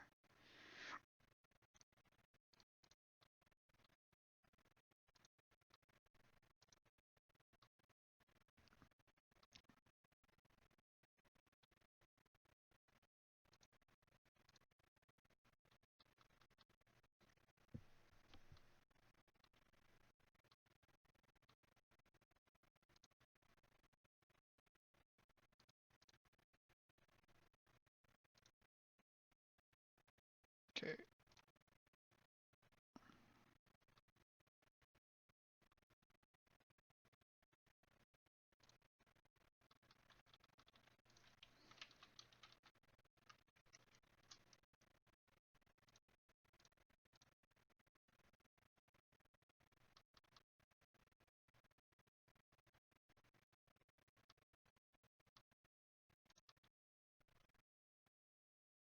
Sorry about the flat opponent. Good games though.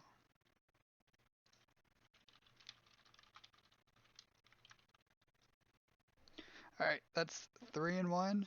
And yeah, we'll be back for round 5. Alright, we're about to start round 5. Popping into check standings, we're currently in 10th place with our 3-1 record. If we win the next 2, we're in. If we win the next 1 and then lose, it's going to be very close. If we lose this next one, though, that's it for us. So this is a big one. Alright, here we go. Soon. soon as Magic Online's ready for us. All right, here we go. We won the die roll again. That's great news. Oh, we don't have counter swap on turn 2, but this hand's good enough that we can keep.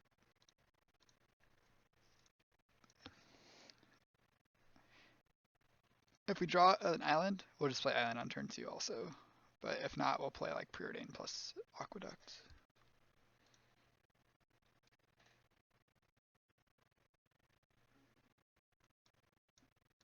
It's a very land heavy hand, so we definitely do not want any more lands. If we draw an island, then we do get a hold of counter spell, but it's definitely not what we're hoping for.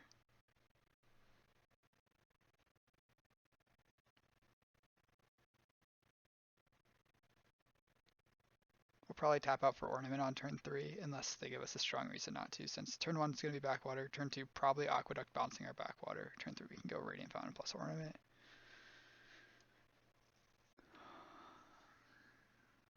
Looks like our opponent might be away. Hopefully we're not waiting too long for them.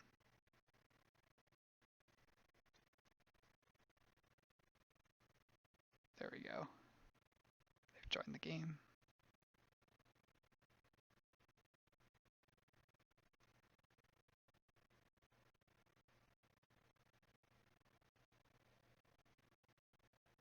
Come on, opponent.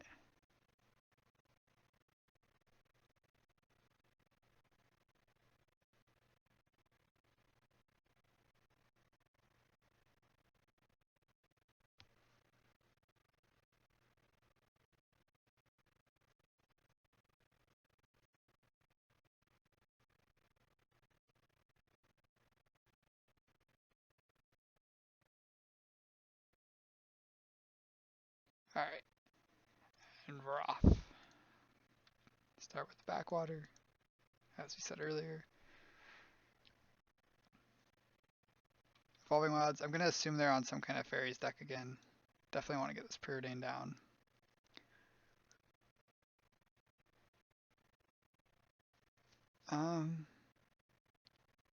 Evan-Car's Justice is probably pretty good. We could play it on turn 4 with the Ornament. Frantic Inventory is also... No, I don't think we should keep the Frantic Inventory, but we'll keep the Justice.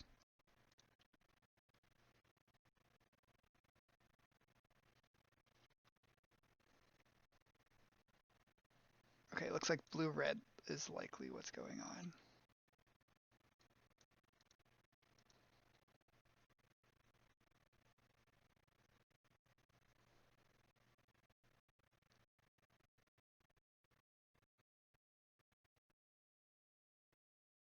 Hopefully they don't have an Abrade for our Ornament. No, I don't mind so much. Okay, so we'll play Ornament and then we can cast this Preordain also.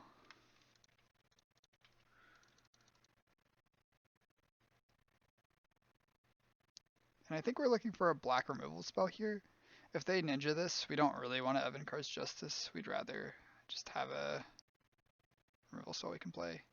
Neither of those are it, though. Okay.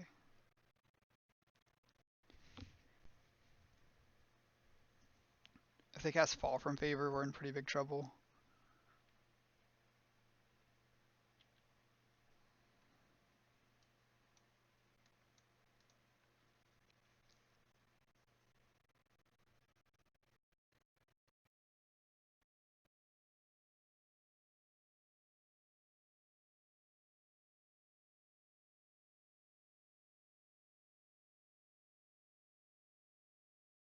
Okay, so they're just playing this and saying go. So they didn't Fall from Favor. They could have a Braid for our Ornament. We could pass with Counterspell up. Doesn't seem awful. Actually, we can't play Preordain and Counterspell. I think we should just Aqueduct back this Radiant Fountain. Since we don't have any untapped lands, we're not in any rush.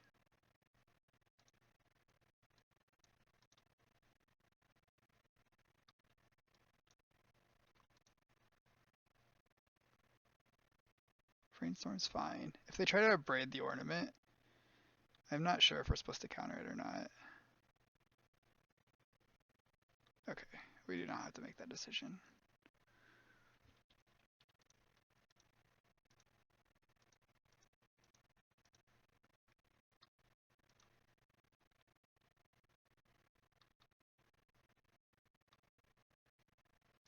Still no ninja. Good news for us. I would like to get our second ornament down at some point, but this turn we can just activate this ornament end of turn. So I'll just play tapped land and say go. If our opponent's not doing anything that's good for us, we're not really pressuring us. Now they have the abrade. Oh, just a spell stutter spray. Okay. And a brainstorm, also fine.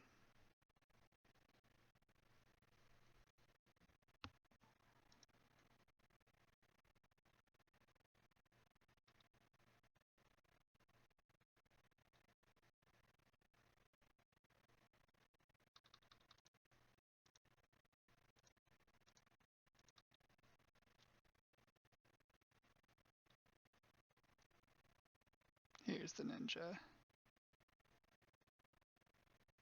So the ninja, the augur. I'm gonna let this hit us. 2, 4, 5, 6, 7. We'll draw a card with, or just draw a card with this end of turn probably. Yep. I'd love it if they just like play like some one drop berries, but that doesn't. There's no way they do that. But then we just get Evan-Car's Justice and be pretty happy. We're okay though. For here we'll just draw a card with this. We can untap and cast down this.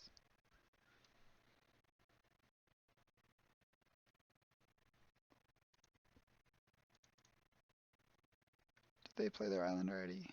Yeah, they did.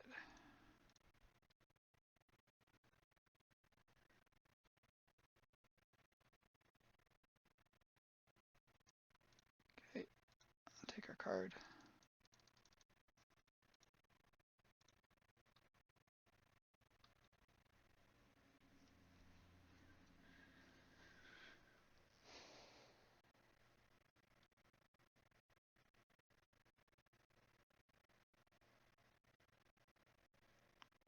So I think we want to cast down this. If they play a spell stutter, we'll just disfigure the spell stutter, I think. We could play Evan-Car's Justice and just kill their two things. But I want to save this, I think.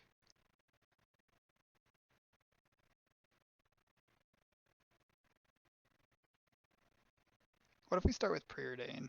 If we Preordain and they spell stutter or Preordain, that's pretty bad for us. We can't wait till their turn because we have 9 cards we have to discard. Yeah, we just need to cast on this.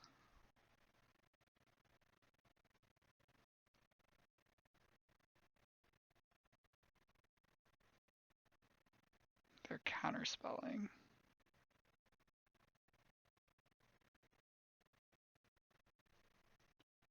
Okay, so we can play Ornament plus Disfigure.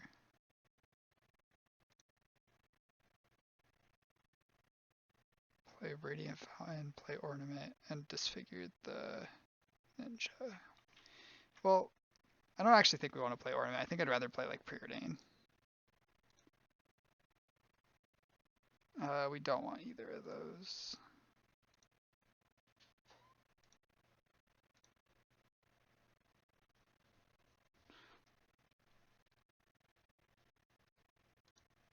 And then I don't want to play Radiant Fountain because we could get in a situation where we need more colored mana. We could have evoked the Mole Drifter that turn also.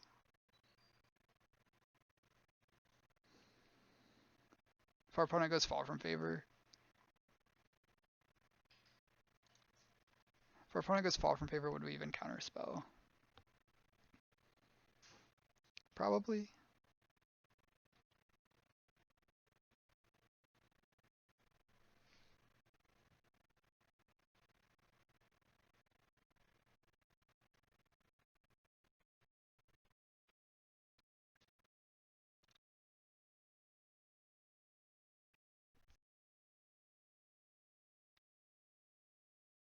So now if they ninja, we have Evan Curse Justice plus counterspell up.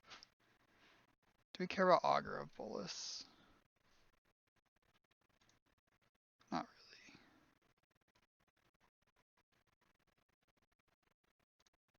Bolt. That's a good one to know about.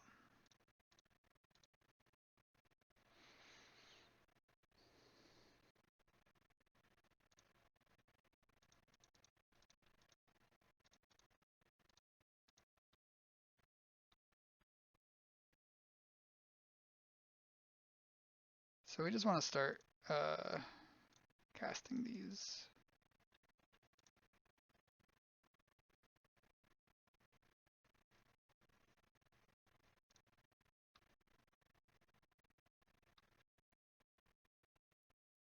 Okay, it looks like our opponent, I feel like our opponent probably has an Abrade. I'm just going to get down our other Botner's Ornament while we're safe to tap out for it.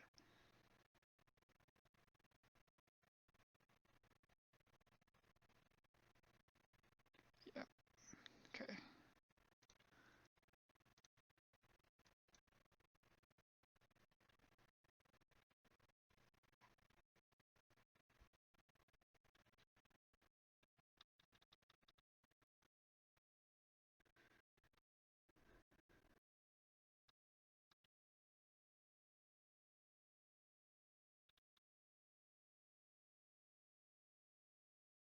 We should have just cast Thermal Drifter, I think. I don't think we're counterspelling if they go fall from favor here.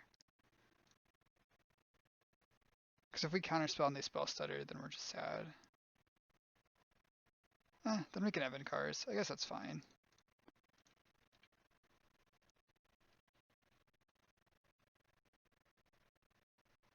Two, four, five, six, seven. Yeah, this is okay.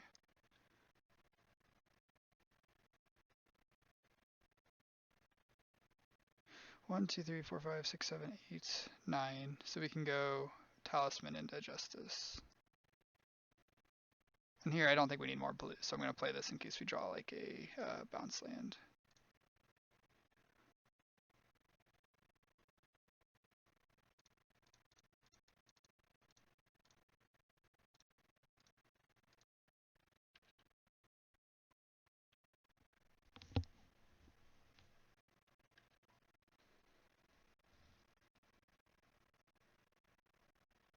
So we're through one counter spell.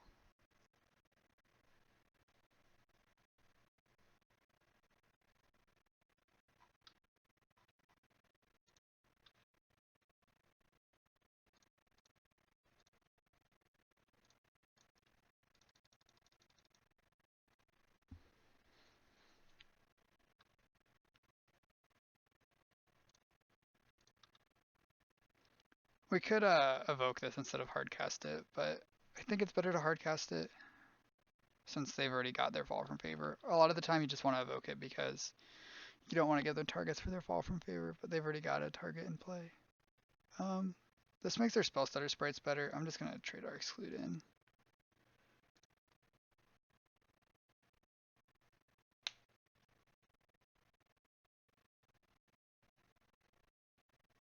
That's fine.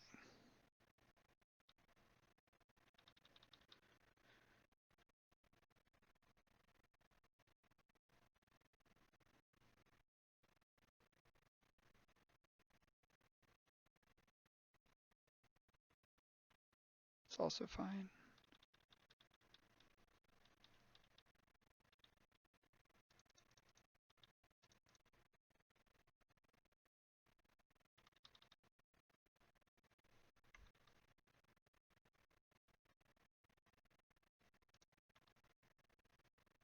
So I'm going to have Encourage Justice just to kill the Fairy Seer here, since it makes their spell stutter sprites very scary.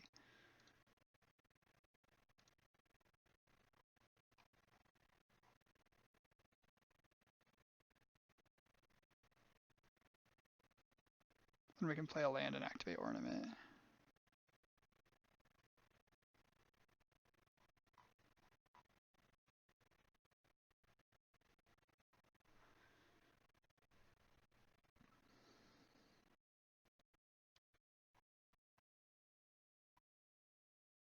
I don't think we're in big trouble yet, but say we aren't in a great spot either.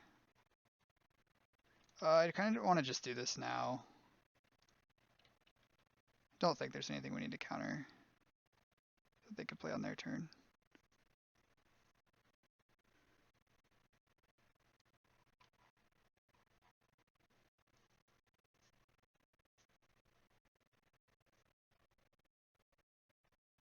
If they ninja us, that's fine. Okay, they are not ninjaing. Okay, Chainer's Edict kills these.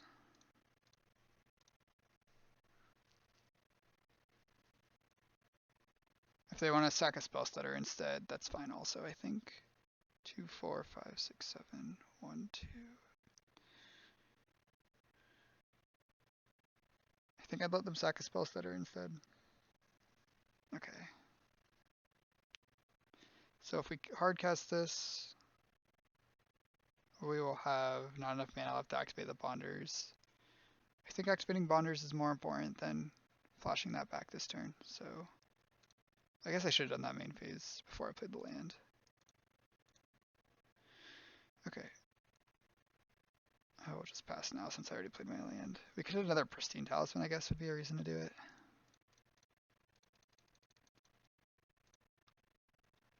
Mire's a good draw.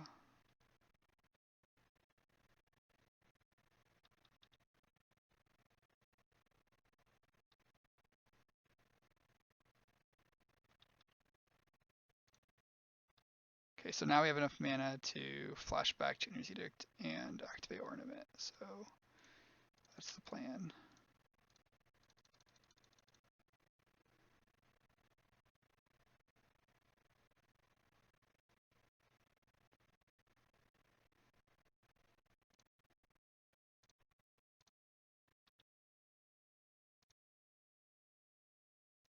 We don't want to get too low to our Evan-Kar's Justice because our opponent did show Bolt. They could have 2. They could even have 3 potentially.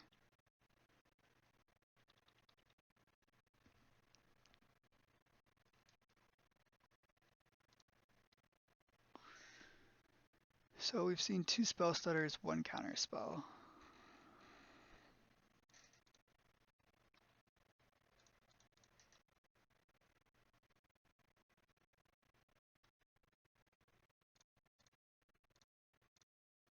So discarding Scred to hand size, maybe that's a reason to just evoke this thing, but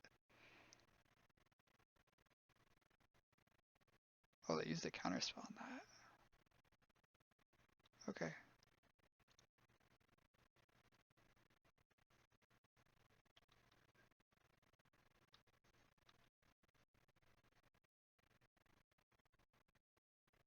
Brainstorm. Okay.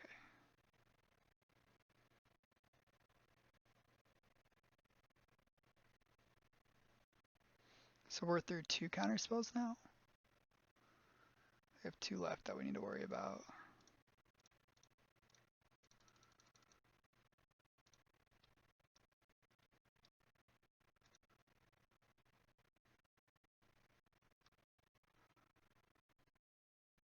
So they brainstormed, they drew 1, and then they used Ash Barrens.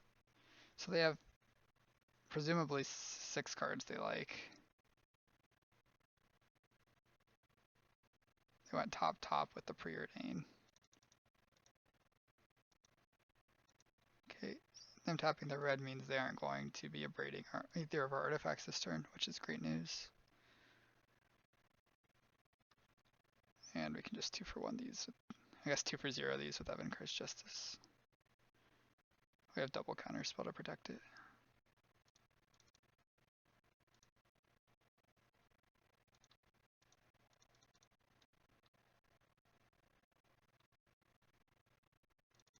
Two, 4, 5, 6, 7.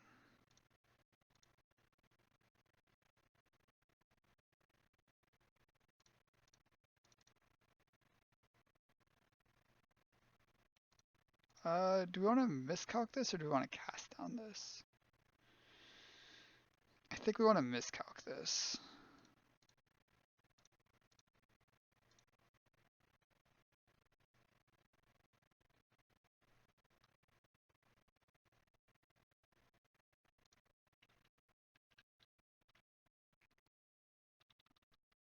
And then we'll just end step teachings for something.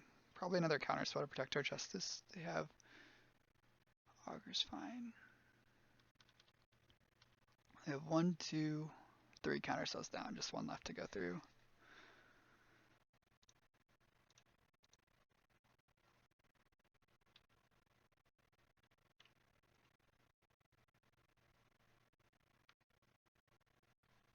A braid or ornament. Okay.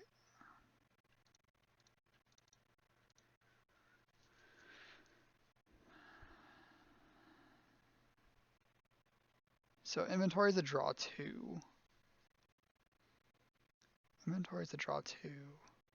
Or we could just take counterspell.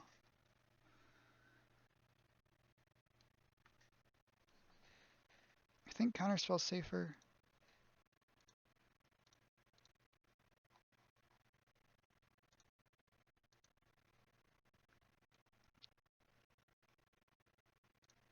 Oh, we get a flashback teachings, of course.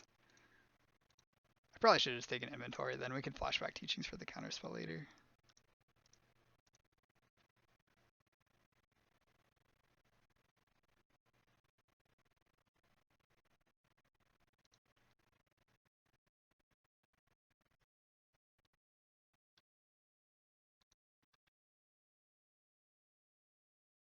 So do we want to Aqueduct back the Radiant Fountain or the Mortuary Mire? Mortuary Mire gets us back Muldrifter. I think it's the Mortuary Mire.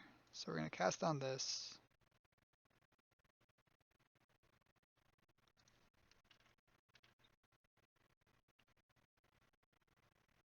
Bounce our Mortuary Mire. Say go.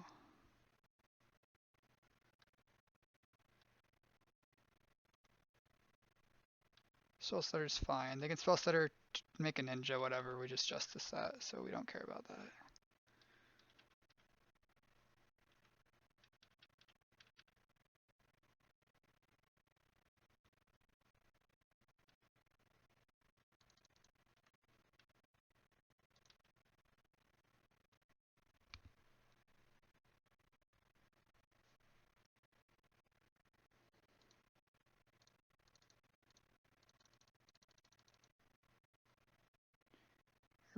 Teachings.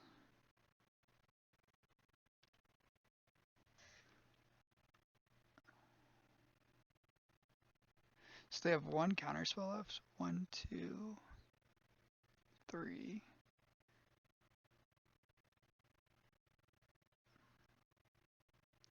I still feel like we should just get another counterspell.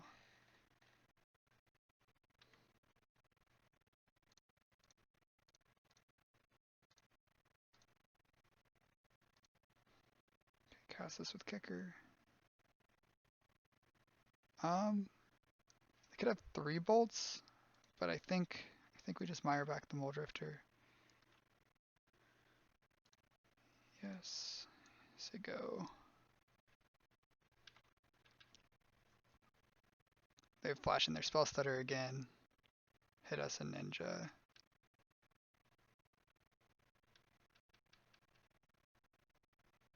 One ninja down. How many ninjas have they played? 1, 2, 3. So they have one more. So this will put us to 8. We have Encouraged Justice down to 6. This puts us to 7. This puts us back to 8. The ninja or the fairy hits us down to 7. Everything's okay. We're fine. We're fine if they have 2 bolts, I guess is what I mean.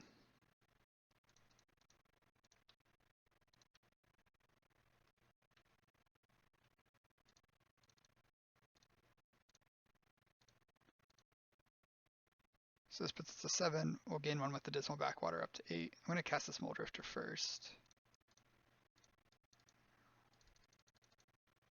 because might as well.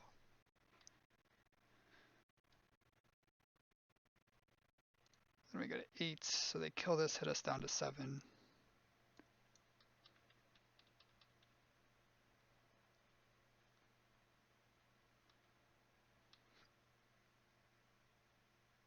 Okay, they didn't even play it.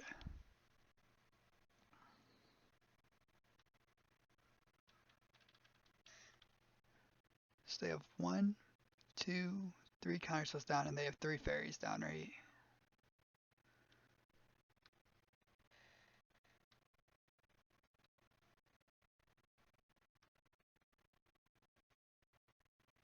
I guess I'll just cast this, because no reason not to.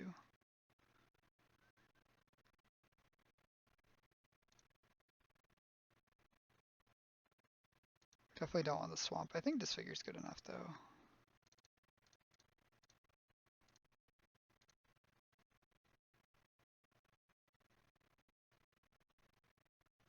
Because then we can protect our... We have an answer to the spell stutter. Okay.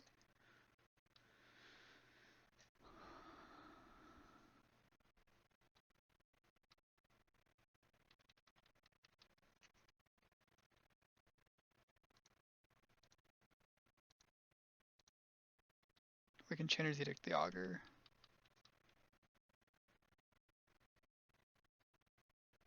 Just need to stay out of double bolt range.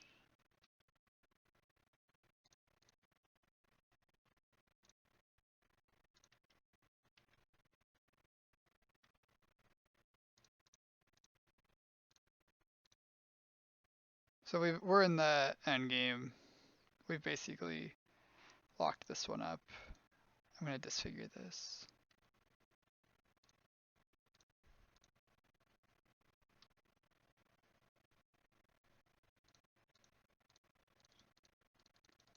Cast this, draw 2 more.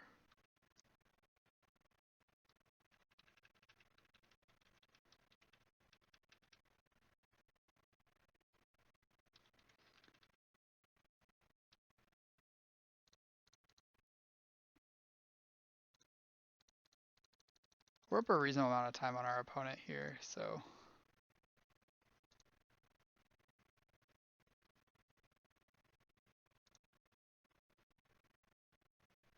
I think we're gonna be fine.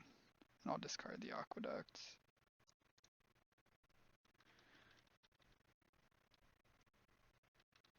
I do not want to get like triple bolted out.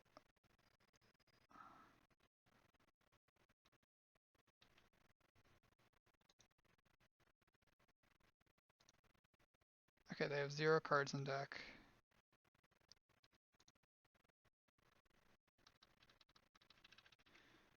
Okay, I didn't want to like F6 because if they have 3 bolts, we could lose. They could go bolt, bolt, bolt, or bolt end of turn, and then on their upkeep they could bolt us twice. But it did cost us like an extra minute when I was pretty sure we were gonna win, even like win through that, I guess. So that was the risk there.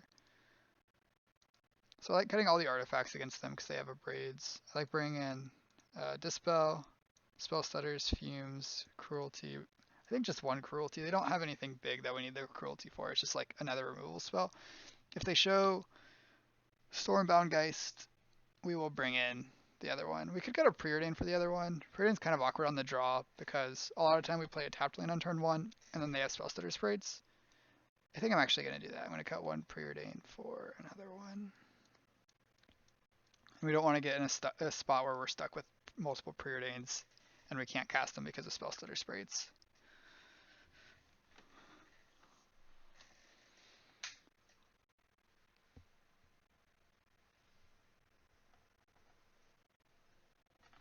Alright, so going to game 2, we need to make sure we play fast again, similar to last round, because we have 12 minutes left on our clock, and that was game 1.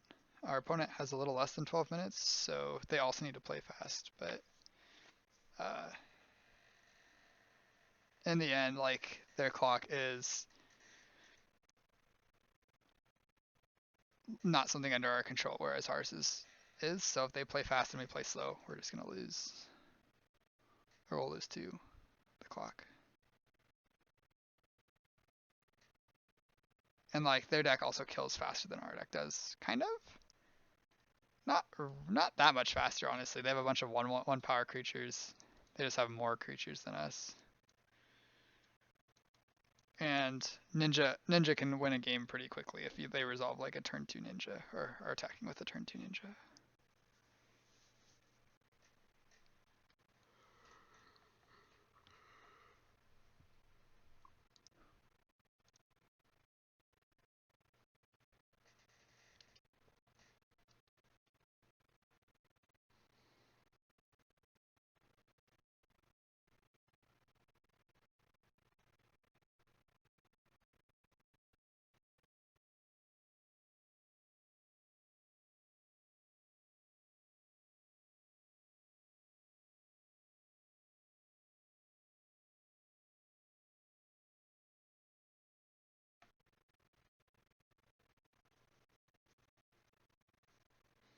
Okay.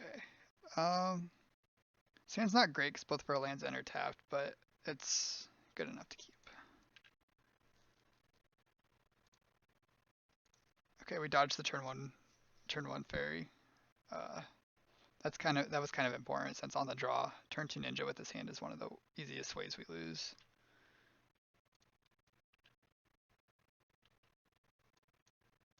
Hopefully we draw another land soon.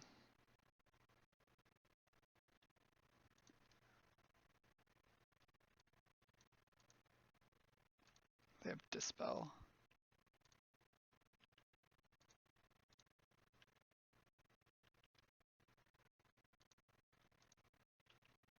Yeah, we might just die to ninja here. Okay.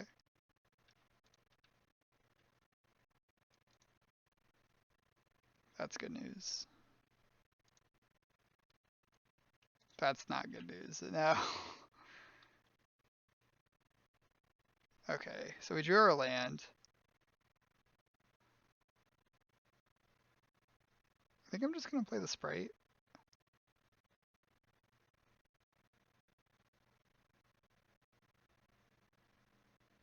Hmm. I guess if they have Pyroblast, there's no real reason to run it out. So, we'll just wait. It's gonna be hard to win through the Monarch post board.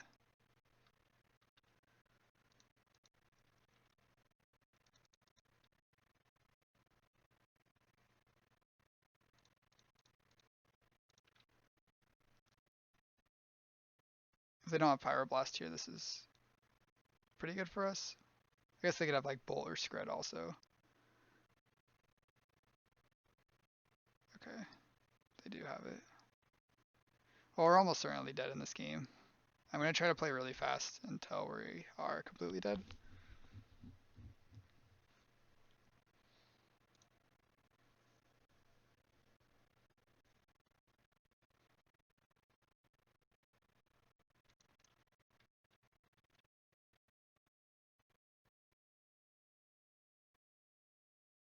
Um,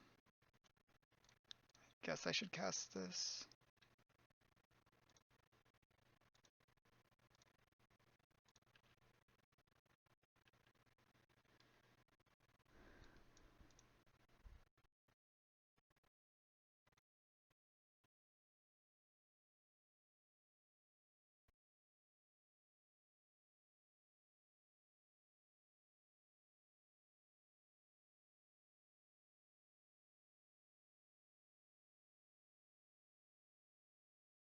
So we know about Dispel in their hand.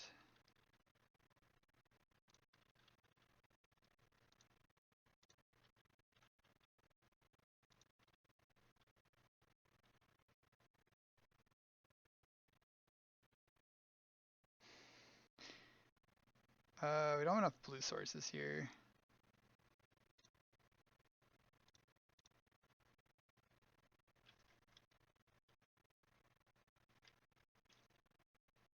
So I guess we play Swamp and say go. They missed the land drop. Wait.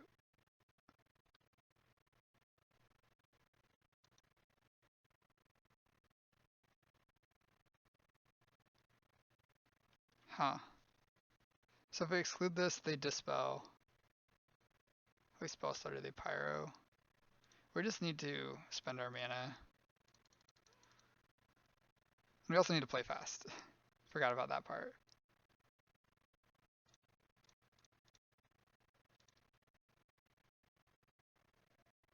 They have to have Pyro here, because... Okay.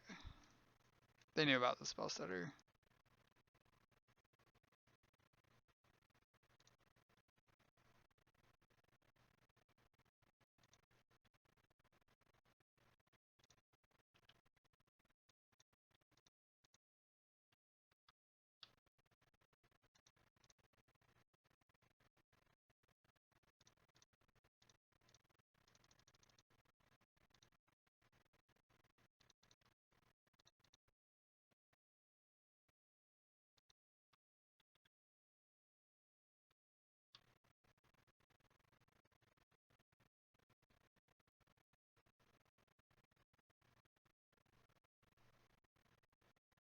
So they almost definitely have counterspell plus spell stutter sprite, but let's try to resolve it anyway.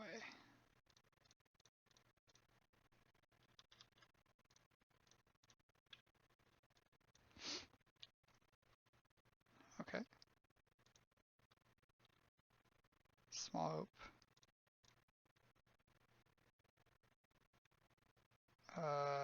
Yeah, those are good enough, I think.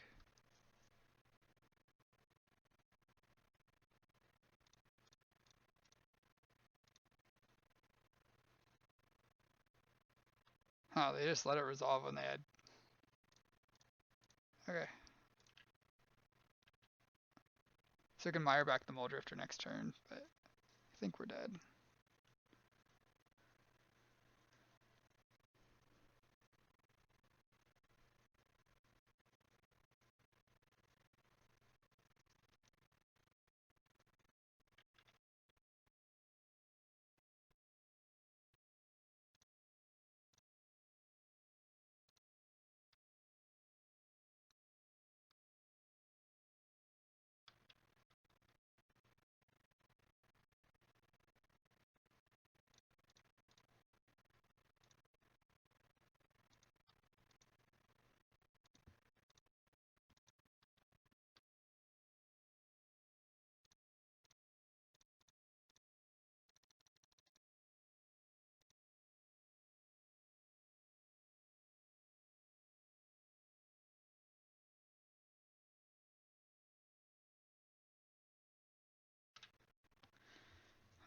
Alright.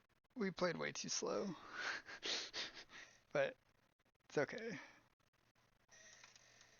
should have probably played Cruelty first also, since we only needed to kill one, and then Spell Stutter didn't get us as bad.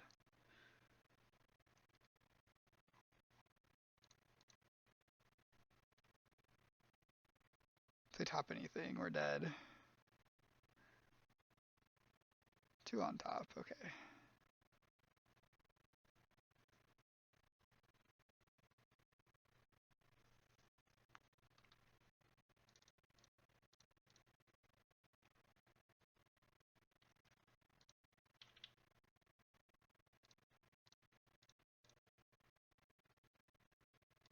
So we take just enough to die, okay.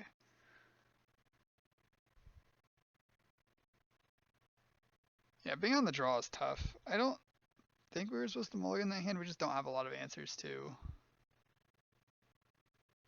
what they, to that open. Just like turn 3 fall from favor, we just don't have a lot of answers to. We could have looked for like some counterspell hand. I had turn 2 counterspell, but I don't know. I think mulliganing to Oblivion just like also will lose you the matchup. So for game 3, I think we could bring in the last period in if we wanted. Yeah, we didn't see a reason to play the second Cruelty. We didn't see Stormbound Geist. It's the biggest one.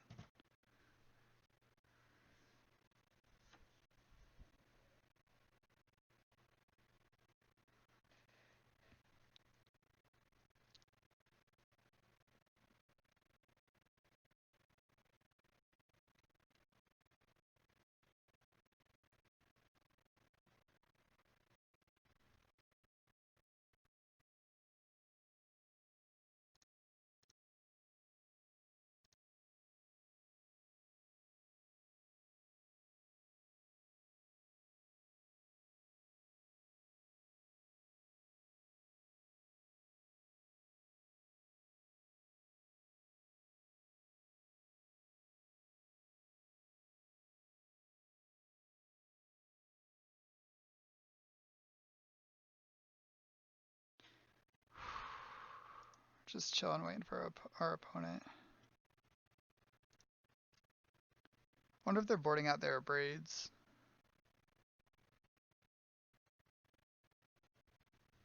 Oh, they disconnected. They might be restarting Magic Online. Sometimes when you run the program for a while, it starts lagging, and the only way to fix it is to restart.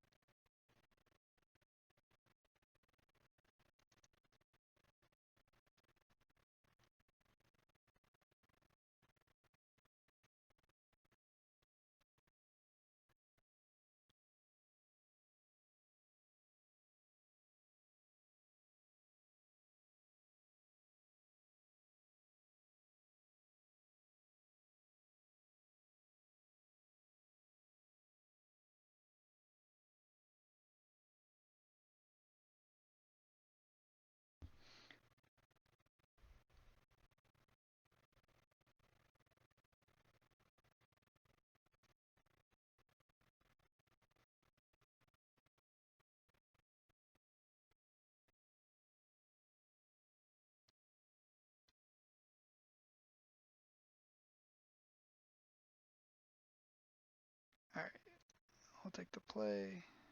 This hand looks great.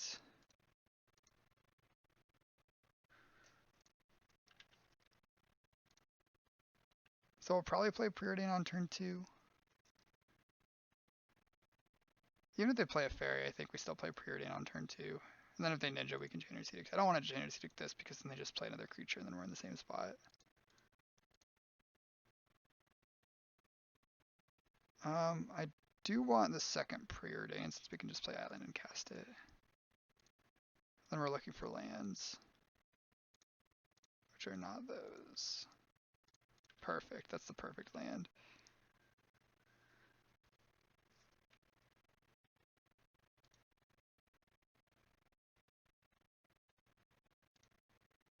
They missed with Augur.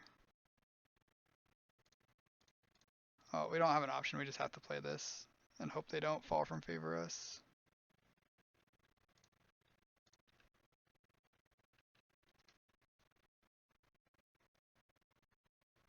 I think they're doing it.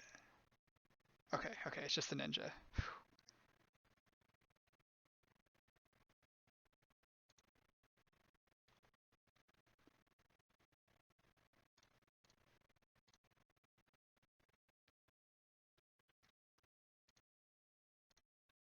I was worried we may have played it into Spell Pierce, but there was no reason not to play the island first.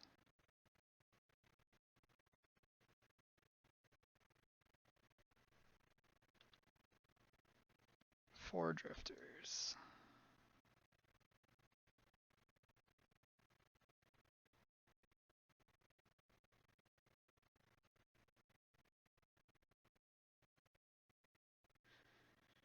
I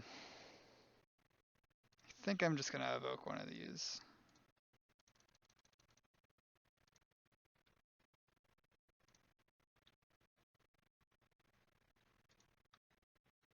Okay.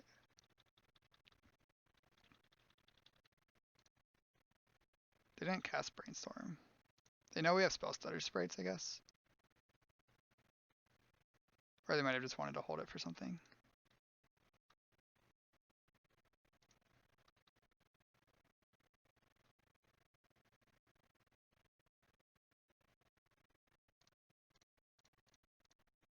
We'll attempt this.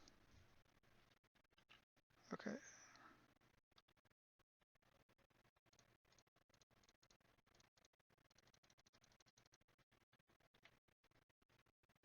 That's a lot of frantic inventories, goodness. Well, I guess we're not. We have a lot of card advantage in our hand, so we might be okay here. If our opponent doesn't kill us too quickly. We'll see though. We could just die to like a fairy plus Spell Stutter Sprite. And if they kill our Mole Drifter also, we aren't in great shape. There's fairy.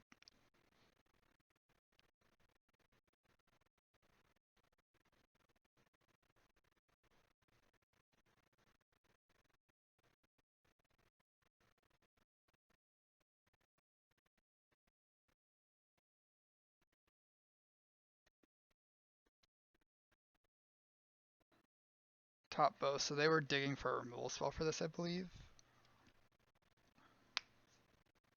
So we'll just, if they don't kill it, we will attack, and then if they have some way to do 1 damage, I will be shocked. Got shot.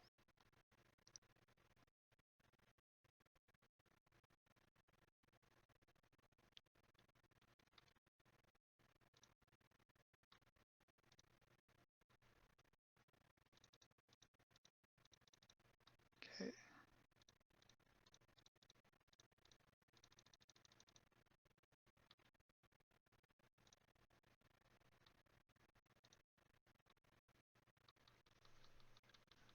I should have said no to that. We don't want to draw that Mole Drifter.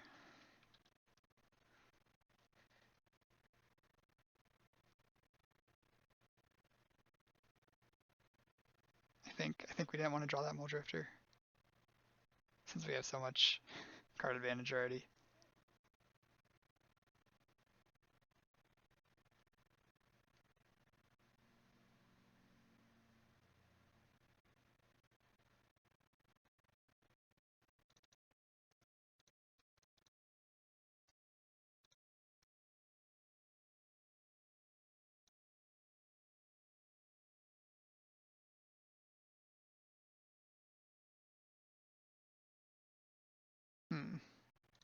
So we attack here.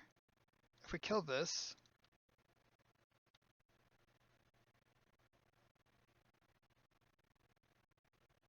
I guess I should play a Muldrifter first.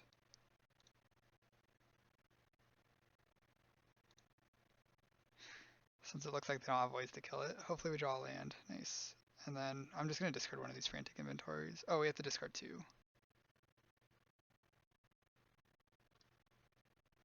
Discard frantic inventory and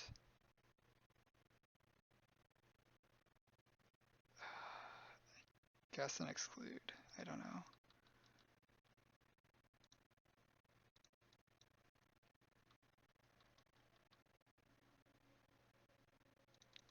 If they ninja us, we want them to ninja this one.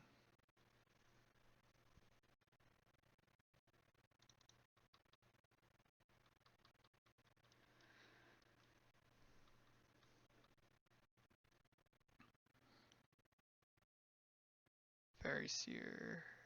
I think that's fine.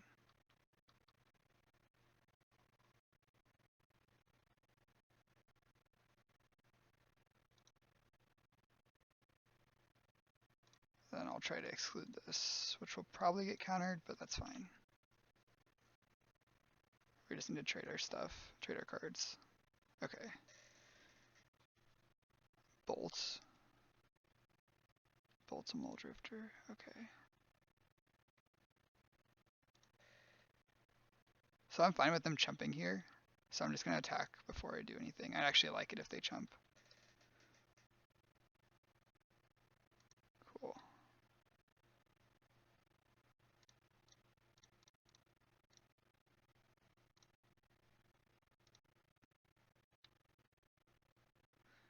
Cast Muldrifter. I want to kill the ninja.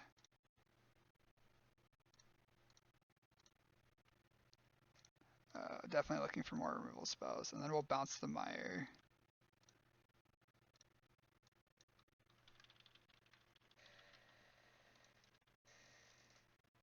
We're going to block the 1/3 with the thing on it, because when they ninja, we want them to ninja the one that doesn't have the fall from favor on it. Same as before. We have 2 removal spells on top of our deck, so.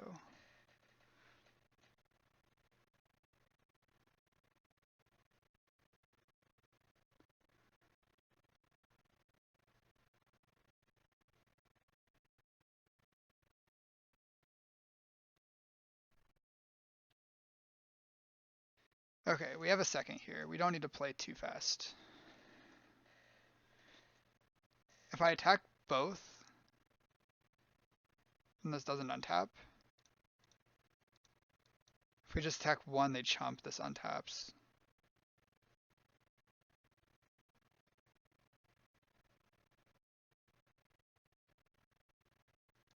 I think I'm going to attack one, they chump, and then we can kill this.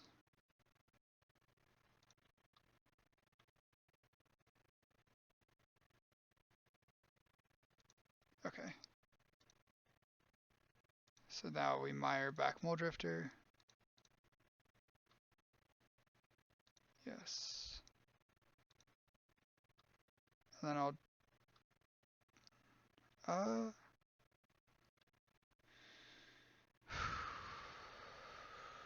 okay.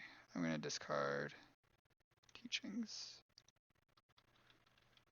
I need to play fast, so Red Blast our thing. Okay.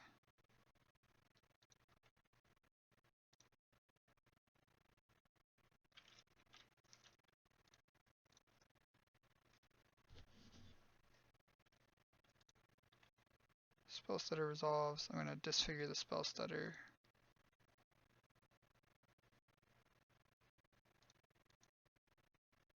I know they have counter spell.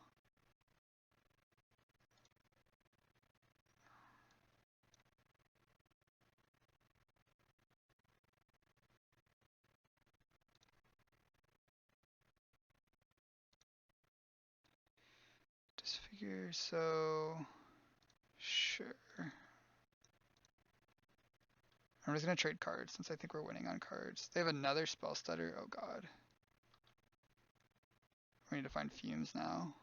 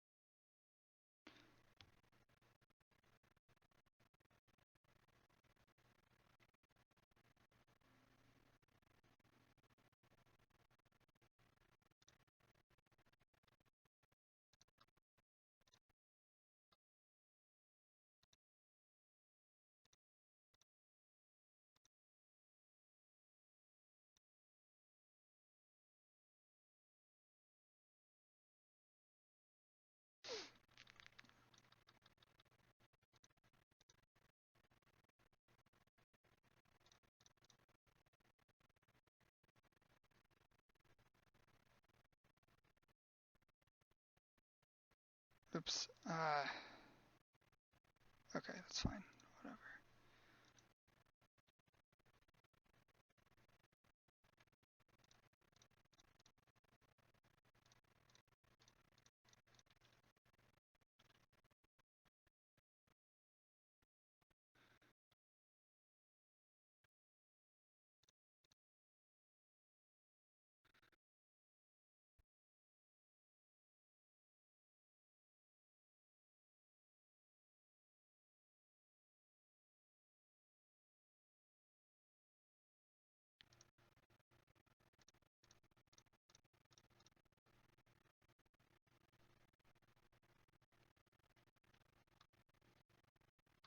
Dang. I think we're dead. 1, 2, 2, 4, 6, 7, 8, 9, 10, 11, 12. So next turn we can cast Chainer's Edict.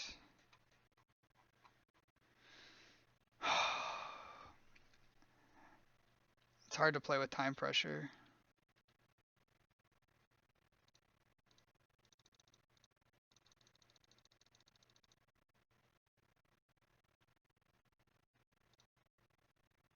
Top Mole Drifter.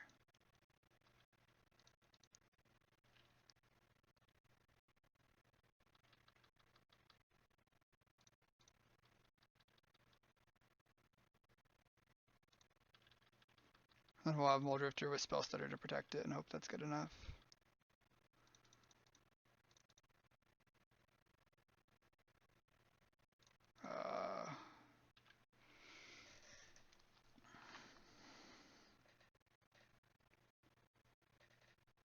Did we know about that Abrade? We did. No, did we? They had Abrade that whole time.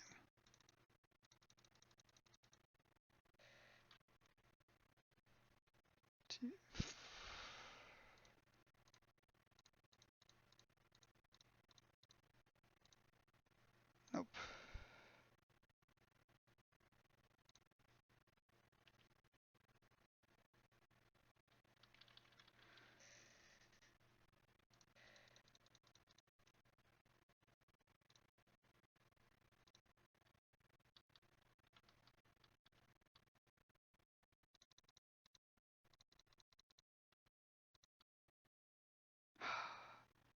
Dang.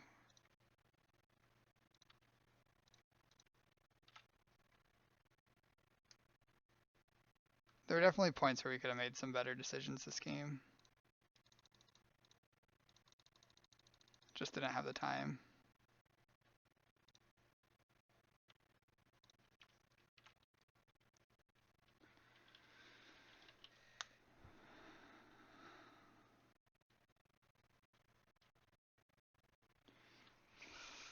Man, running out of time, that's rough. But that's kind of what you sign up for when you play these slow control decks. If you don't play perfectly and play quickly, then you're gonna make if you don't play perfectly, you're gonna make mistakes. Yeah, the time crunch can really cause you to make some mistakes.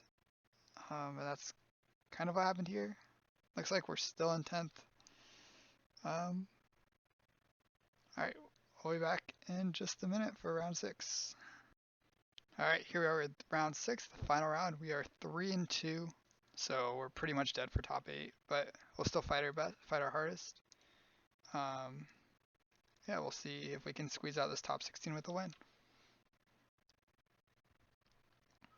Good luck to SS Wakazashi. Wakazasho? There's no way I'm pronouncing that right. Good luck to our opponents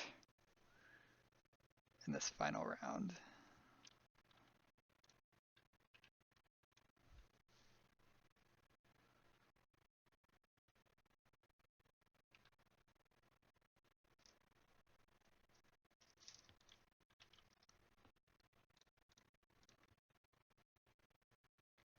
So blue source is perfect. Don't know if we want this cast out.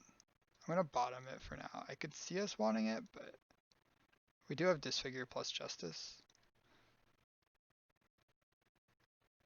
Planes. It's not what I expected. Oh, it's Familiars.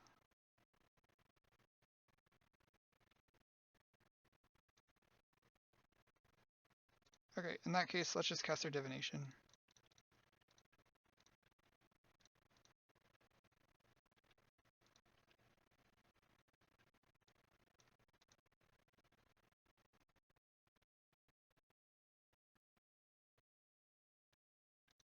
So, not having cast on for this is kind of rough. Um,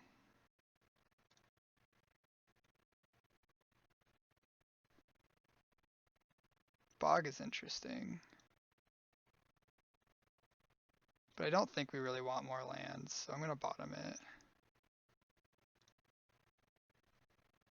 Agony Warp is a way to kill this, but when they have blue up, they could protect it, so let's just wait.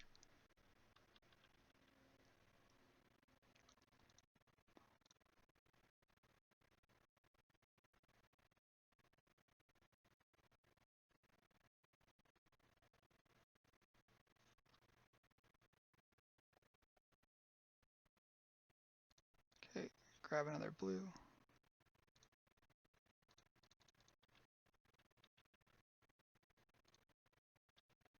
Second copy of Evan-Card's Justice is not what we were looking for.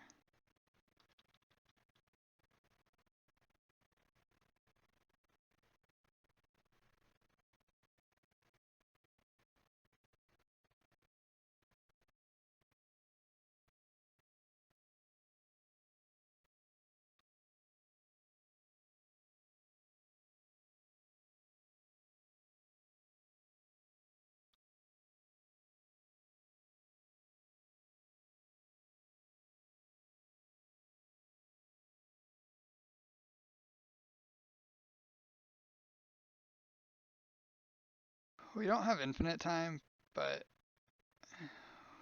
we have some time. Especially if our opponent's going to miss their land drop, then we definitely don't want to instigate anything. I'm just going to get our tapped land down.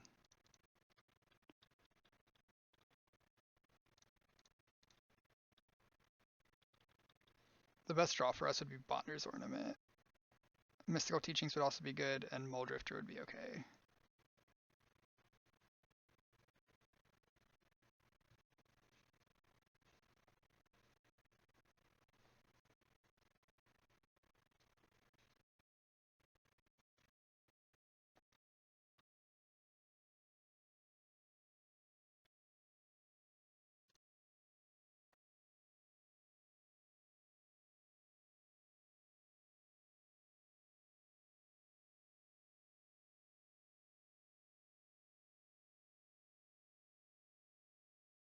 Another familiar. Okay.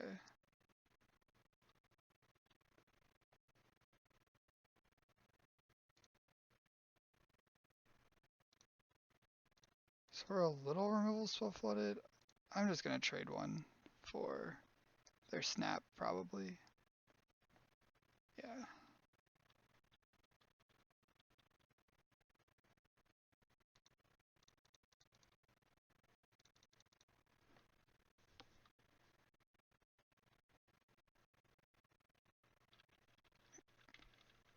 We're not in good shape here. We really need to start hitting our land drops.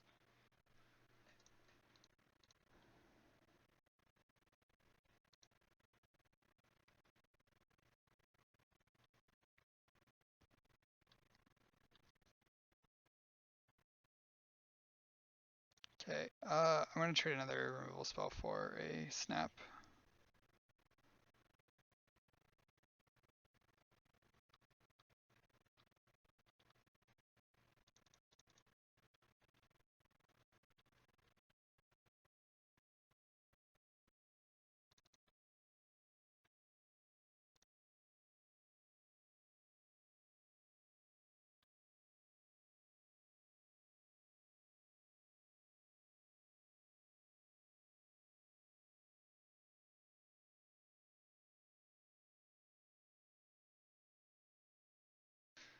Seagate Oracle.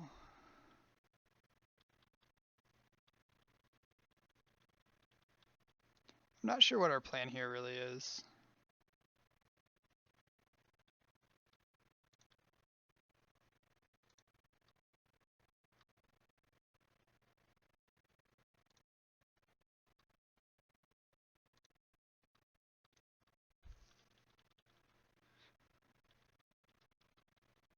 I'm not exactly sure if I have one.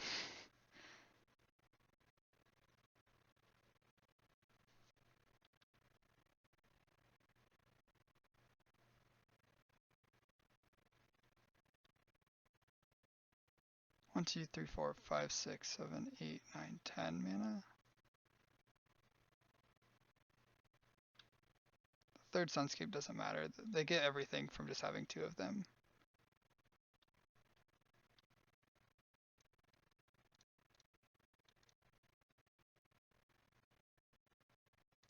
Most likely they're going to win from decking us out, so this life gain isn't super useful. It's just like a land, basically.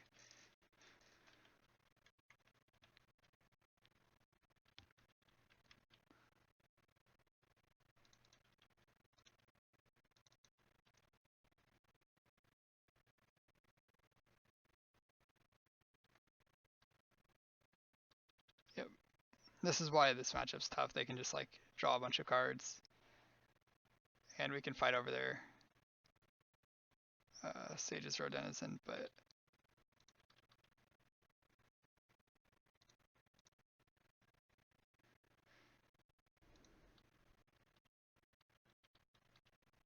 fighting over any of this stuff won't help us. 1, 2, 3, 4, 5, 6, 7, 8, 9, 10, 11, 12.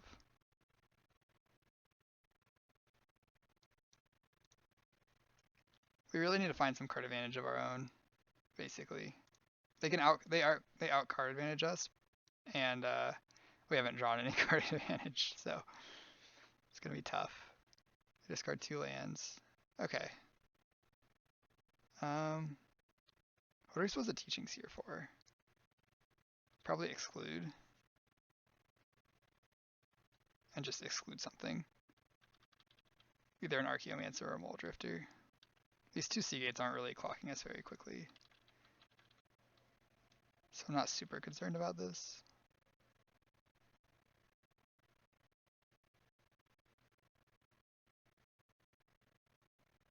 Ephemerate.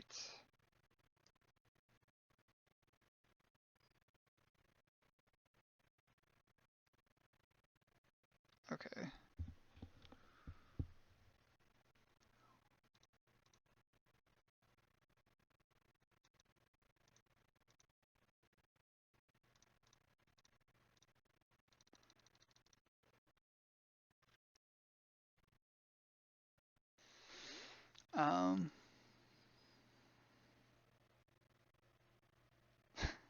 None of these really do anything. 1, 2, 3, 4, 5, 6. I'm just gonna get a Frantic Inventory. Putting a Frantic Inventory in our yard seems the most impactful.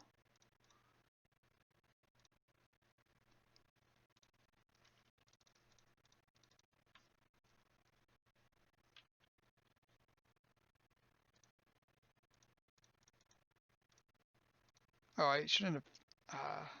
I think that was a mistake. So now I have to discard a hand size.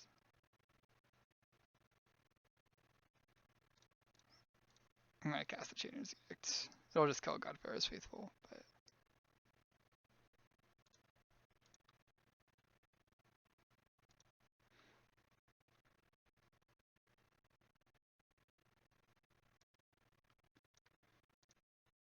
Ghostly Flicker the 2 Archaeomancers. Or not the Archaeomancers, the Oracles. Yep.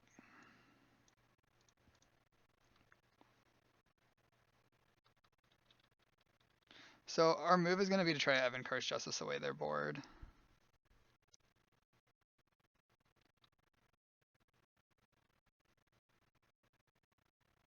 Three, 4, 5, 6, 7, 8, 9, 10, 11, 12, 13.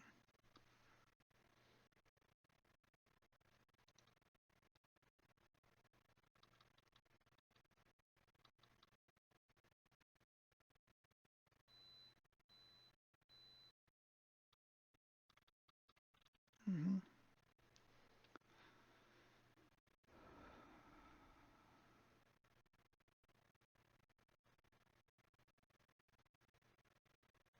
Archaeomancer picks up Flicker or Ephemerate. This is fine. We have disfigure plus Evan Christ Justices that answer Archaeomancer.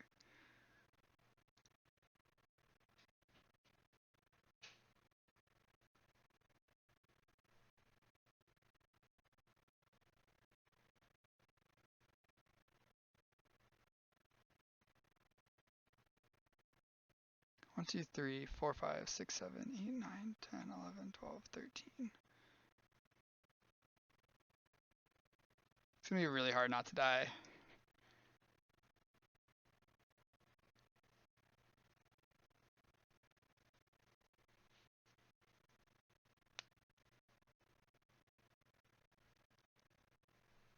So this is another matchup where our spell bombs are pretty good.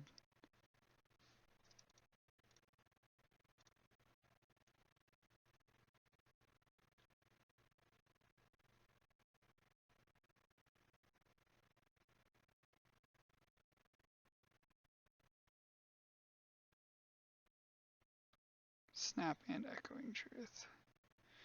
Okay, so we really want to find another artifact here, so we don't have to discard.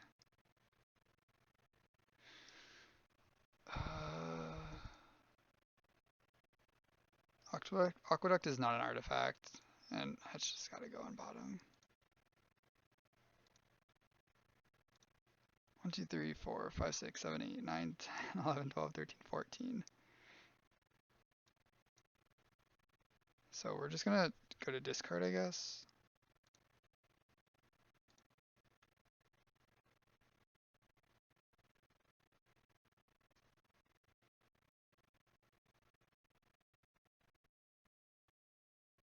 Hmm.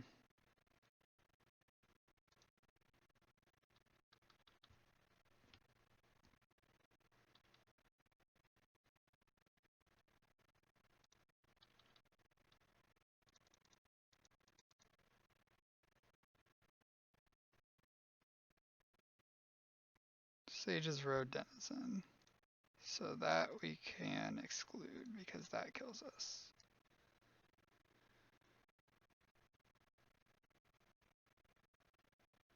Prohibit, we prohibit their prohibits.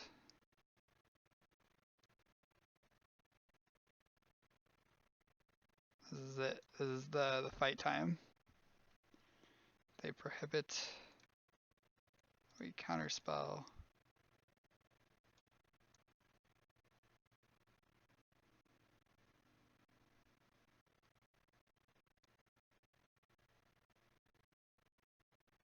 Then we have 5 mana, so if they do like flicker stuff with this, we have 2 removal spells for it. Ghostly Flicker targeting Archaeomancer Island, so we disfigure the Archaeomancer here.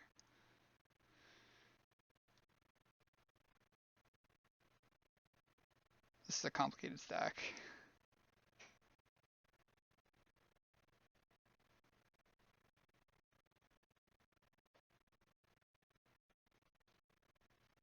They use counterspell on our disfigure. So I'm gonna always yield to these things. So this counterspell is targeting disfigure, so then we want to cast on the Archaeomancer. Then we have a final counterspell left over.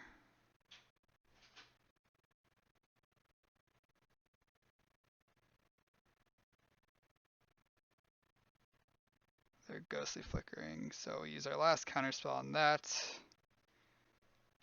And then I'm gonna untap and Evan Christ Justice everything.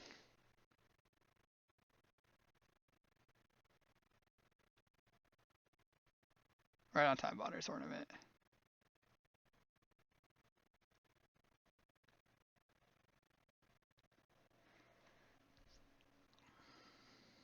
Okay.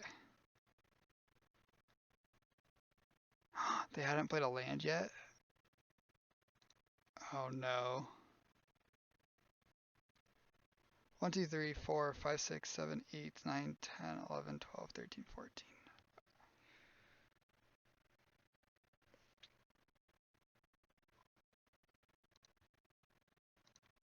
Huh.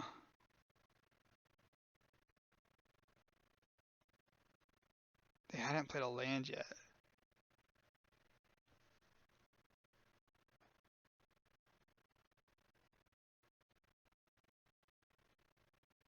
Can we wait?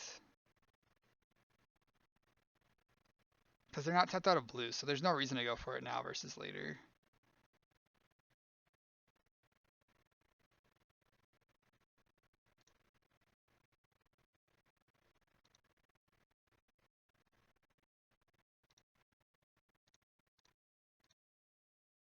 Four, five, six, seven, eight, nine. So we can get Muldrifter and cast it, but then we can't hold up Counterspell. So I'm just going to say go here.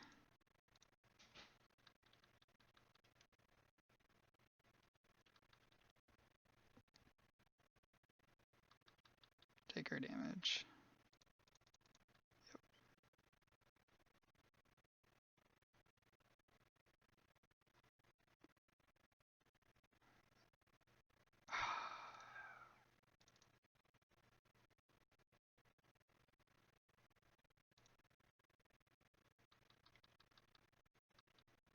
Okay, so they Archaeomancer back Ghostly Flicker. Oh, they Archaeomancer back Ephemerate.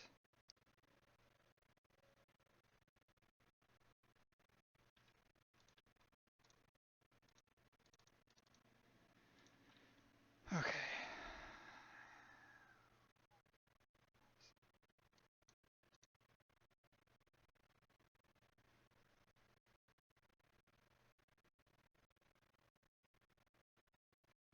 So we know about Ephemerate.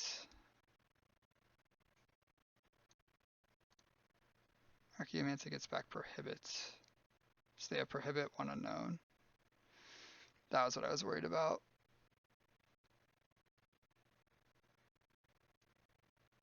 They only have a single blue up though, so maybe we're okay. 1, 2, 3, 4, 5, 6, 7, 8, 9, plus 5, 14, 15, 16, 17 mana.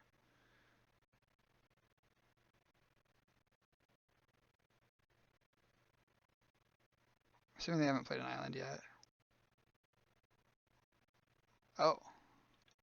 Oh.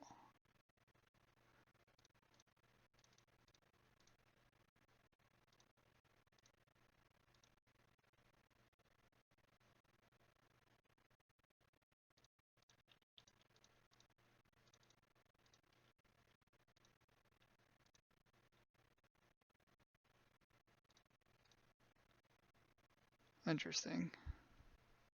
We want both of these.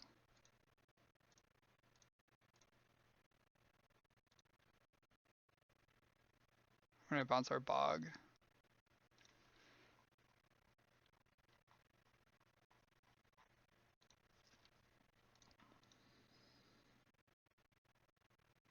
So that exiles our Ephemerate. They have one flicker in the yard. Yeah, they still have more flickers. Sunscape. Preordain. They had Prohibit in hand. They just tapped out.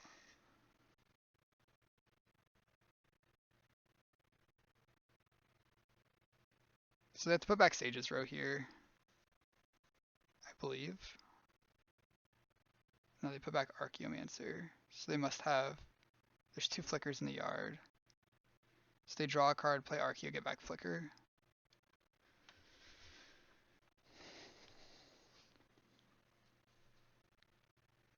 So if they play Archaeo, get back Flicker.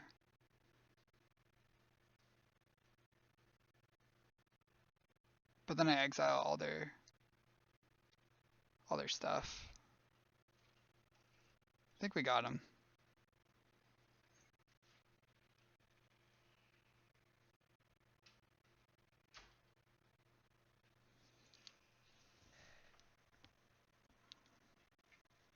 Nice. Okay, that's game 1. And now for the post-board games. So I think the matchup stays pretty similar. We have Spell Bombs, which are great. Spell Stutter is okay. Dispel's great. Spell Stutter's fine. Disfigure's bad. I don't think we're supposed to stick with this combo. I think we kind of just give up on that.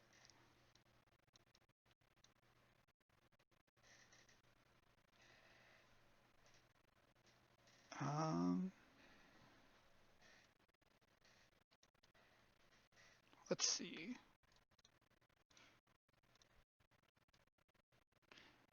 If we are trying to win by decking, do we ever just keep Justice? Spellstutter doesn't actually hit very much. They have Ephemerate and they have maybe like Dispels. I actually don't think we want Spellstutters. Which means we have to play something. Avant-Garde's Justice is... Maybe we are just supposed to keep Avant-Garde's in. It's kind of like our over-the-top finisher combo thing. Could play Cruelty as a removal spell, but Disfigure hits Archaeomancer and Muldrifter. That's probably enough for it, actually. Maybe we cut Agony Warp. I don't really know how to sideboard against them. Oh, they have a bunch of cantrips that Spellstutter hits. They have cantrips and Dispel. Is that what the matchup's about, though? There's no Monarchy.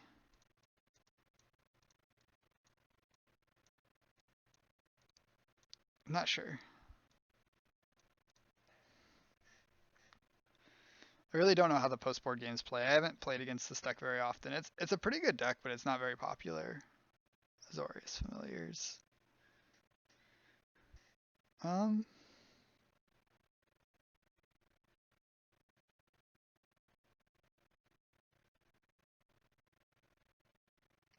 don't know. I want to cut some of our removal, I think. But I also don't think... I'm kind of worried that Spellstutter is not going to be that good.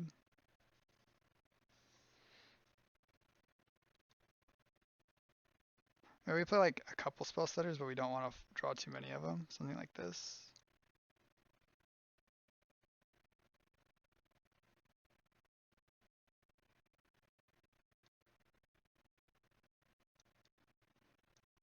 Let's try like this. I don't think we would need too much removal, so... We'll see how it goes. I think keeping Injustice is right. I think we need that big win con, but they probably have some number of negates post board. I don't know if I like this. Maybe the Spellstutters just shouldn't be in. I'm gonna keep this. It's only a one-lander, but we have a Preordain to help smooth our draw, and we have Spellbomb, which is one of the most important cards.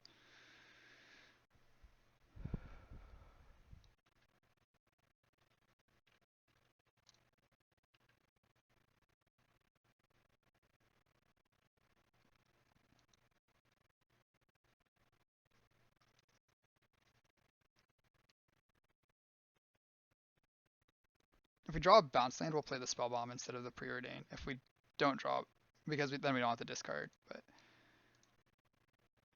basically anything else will cast Preordain. These one-landers tend to bite me a lot, but... Jeez.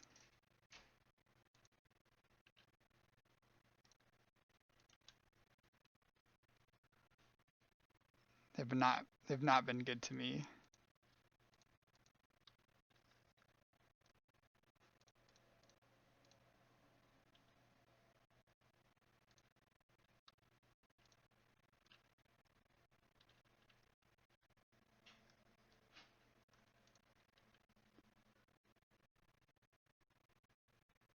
Muldrifter plus Evoke is probably backbreaking. Or plus Ephemerates.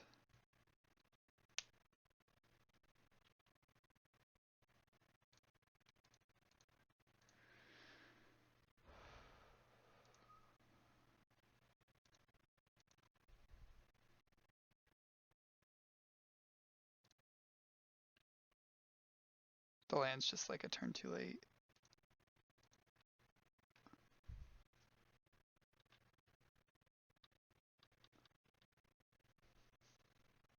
They're gonna have to discard a bunch of cards anyway, so there's no point in spell stuttering this turn.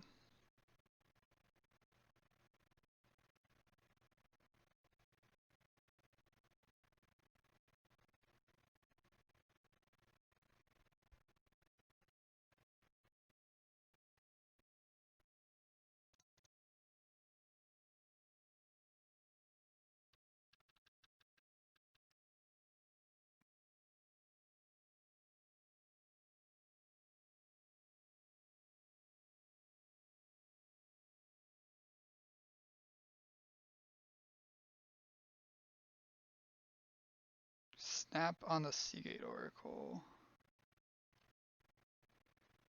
Okay.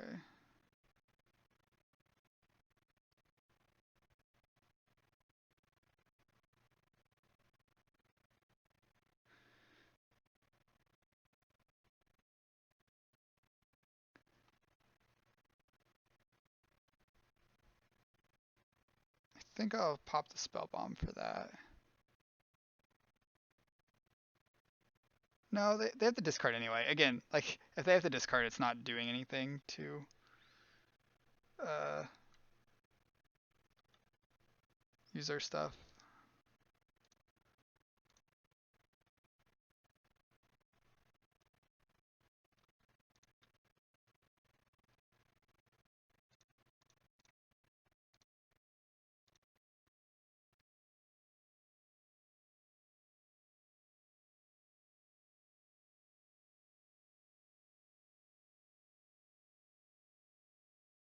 Interesting. So they have a lot of counter spells, is what that means. Um, yeah, I guess I'm just gonna prohibit can't hit this, and negate can't. I guess we just wait and hardcast this soon. We don't really need to do anything until we're like dying.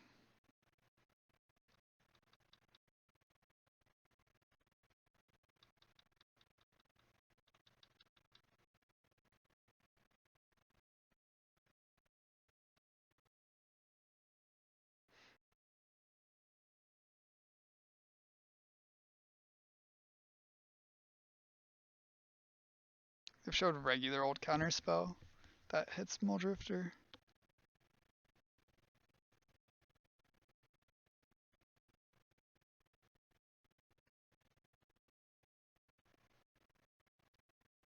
Hmm.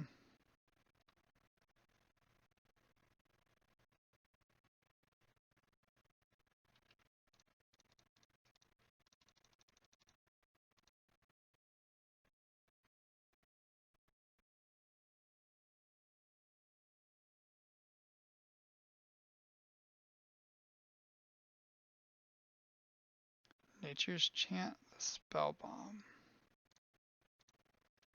That's unfortunate.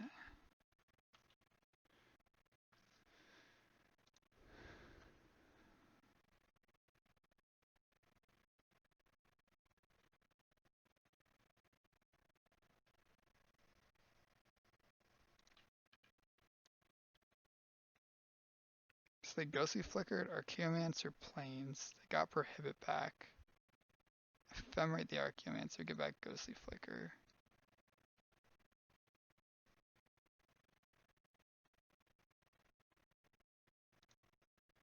Was there anything they cared about in the graveyard at the start of this? They flickered and ephemerated.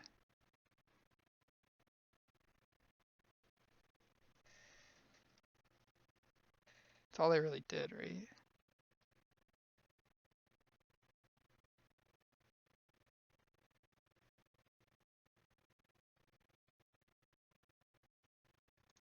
Okay, I'm just gonna get Dispel. I feel like it makes the most sense, and then we're gonna cast our Muldrifter.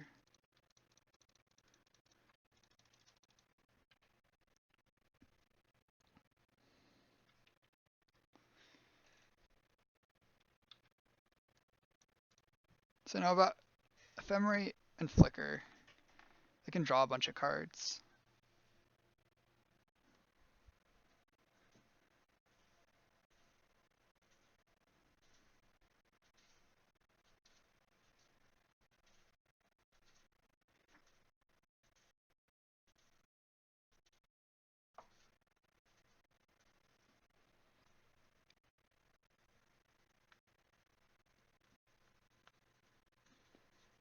I guess a whole bunch of Seagate Oracles will kill us eventually.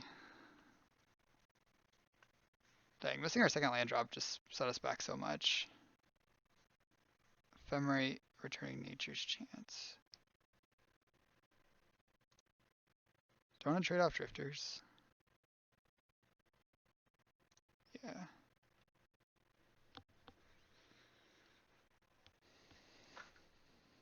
They can bounce their Mire now. Okay.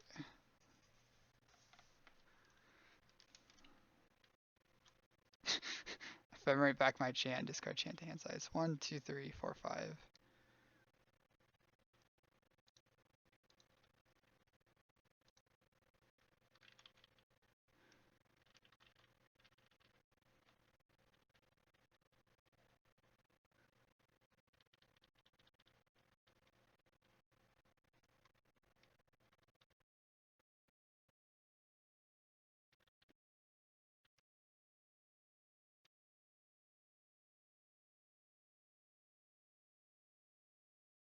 Okay, so this is what's gonna kill us. They have 3 blue up, so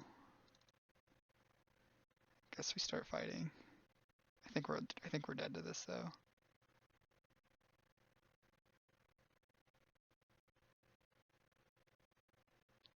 Prohibits. So we can prohibit their prohibits.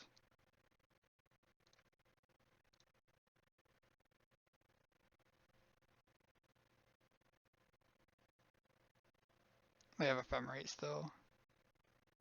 So that taps them out of blue though.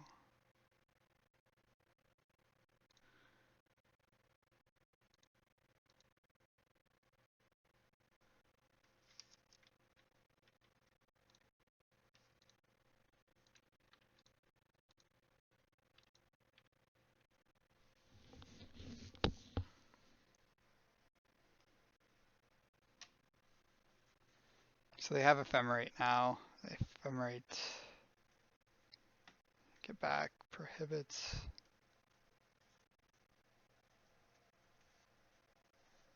And even if we did have a spell bomb here, we're just gonna die to the creature beat down. Wow, they didn't even. Interesting.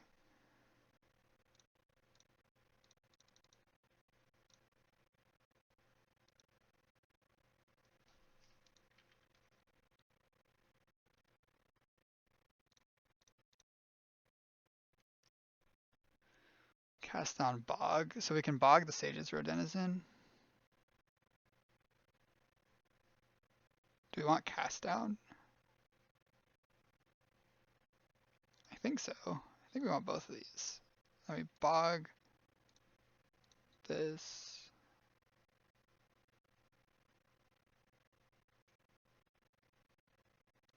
Okay.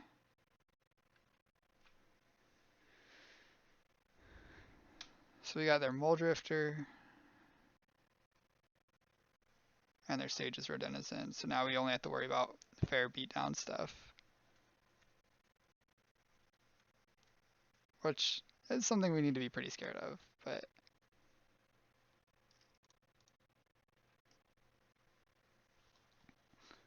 we do not have to worry about getting decked out anymore.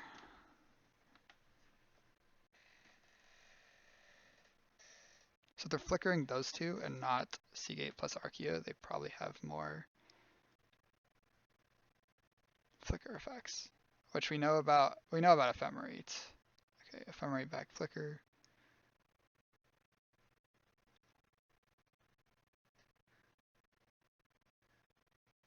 One, two, three, four, five, six, seven.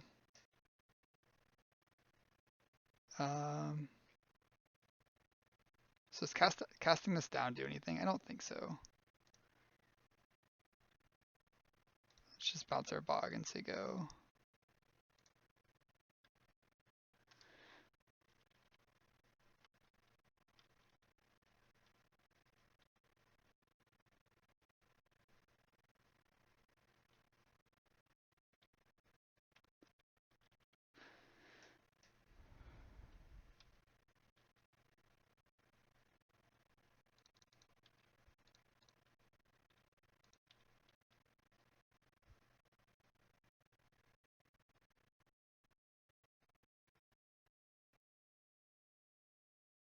Okay, that's gonna kill us.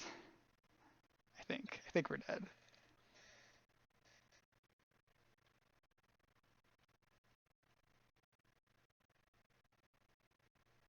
So they have flicker ephemerates.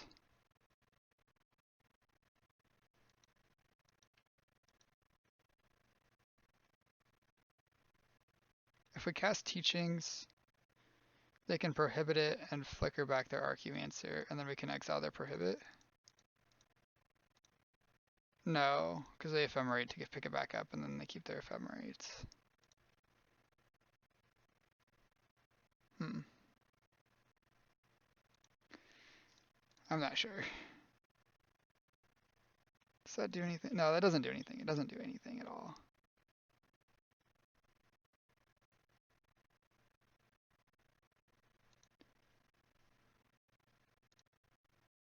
Okay. Play a land, say go.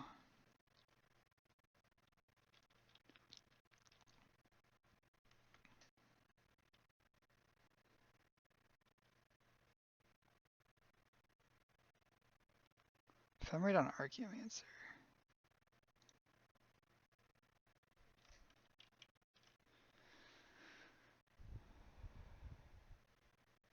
Picks up Deep Analysis. Then they cast Deep Analysis again on their turn. Can I win a fight here?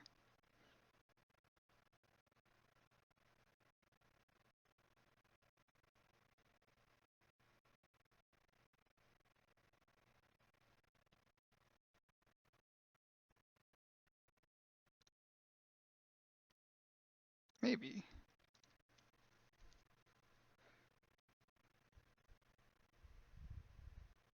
Prohibit our spell stutter sprites. So I'll counter this.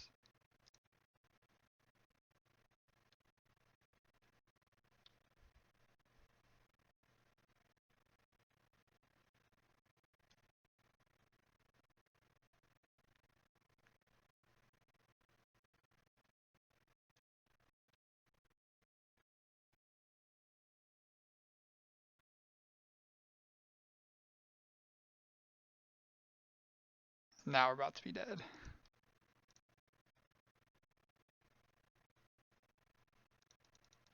Okay, we can trade our spell stutter for a Seagate Oracle. Then next turn we can block Muldrifter with Muldrifter.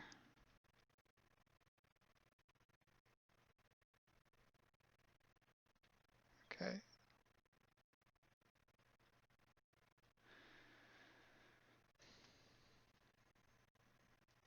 Alright. Opponent has 5 minutes left, so I believe they've got us this time, but I think they are going to run out of time.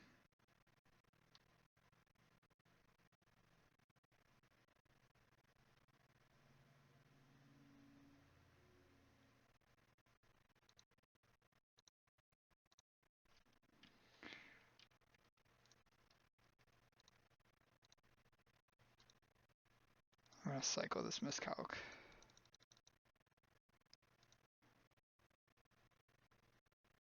Because they have 3 blue, and sure.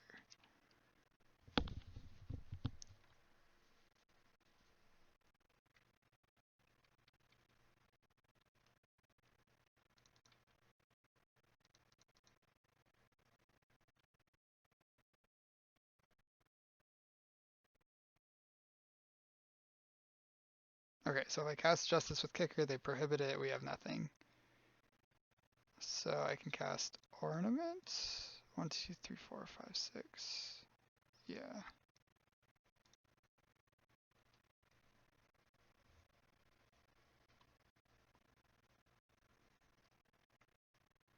Oh wait, prohibit doesn't cost anything. Okay. So, oh, my thinking was they might only have 1 counter, so that was what I was thinking. I see.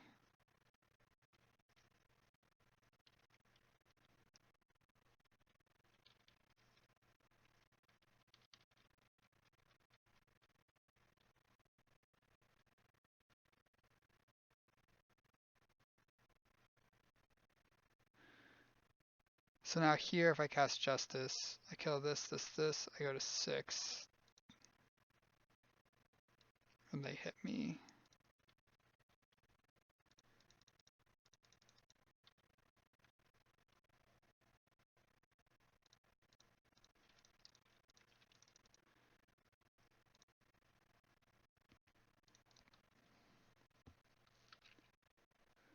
Okay.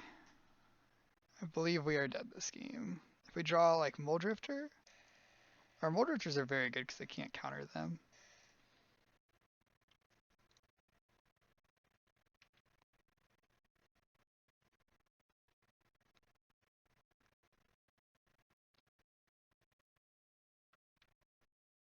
Oh, I see. So they put Archaeomancer. They can draw Archaeomancer, get back Flicker, and flicker the things. The Archaeomancer plus the Mire. Okay, they did not do that.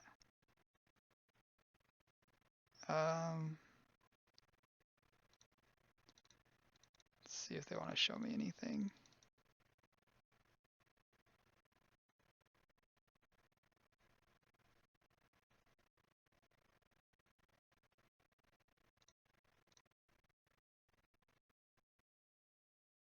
Should have done the sorcery speed thing for. Oh, okay.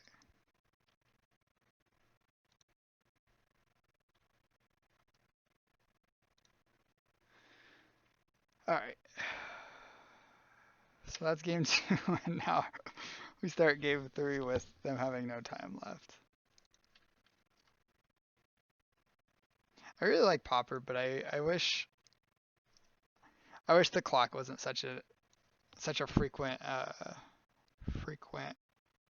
causer of defeat, I guess. I don't think I want Justices, so I just need to make sure they don't combo me now. Spellstar Sprite was not impressive. I do not want those in my deck.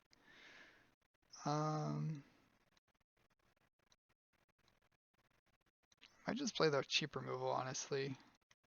Just making sure I don't die. Making sure I don't die is all that really matters when they have 3 minutes left.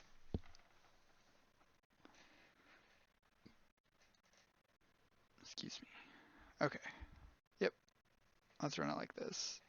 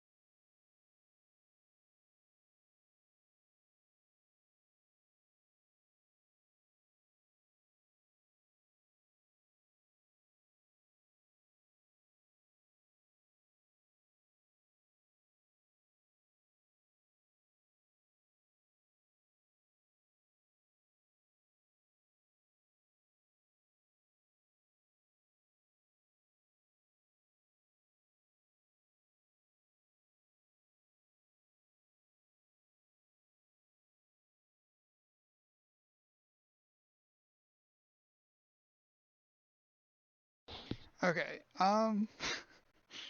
We have a removal spell. We don't have blue.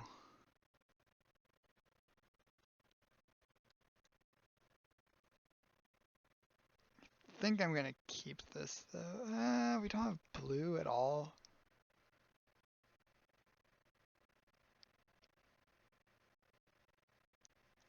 Okay, we'll put it back. We don't have blue. This hand's recently better. I'm gonna pitch an island, I think. I'm gonna play Backwater on 1. Play Aqueduct on 2. Yeah.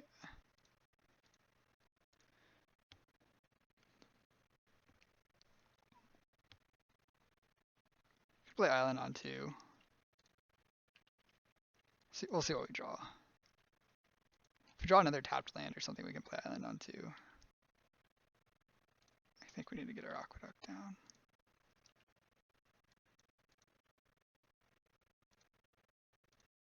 If they play the 0-3, we can cast down it and play our tapped land. Yeah.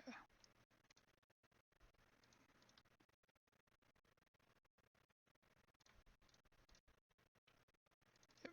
Let's just get it out of here before any issues come up. Next turn we can have a bunch of counter spells up.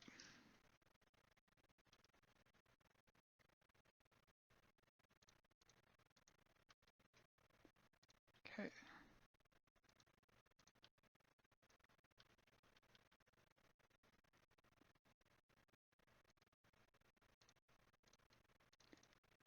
Exclude here feels really good.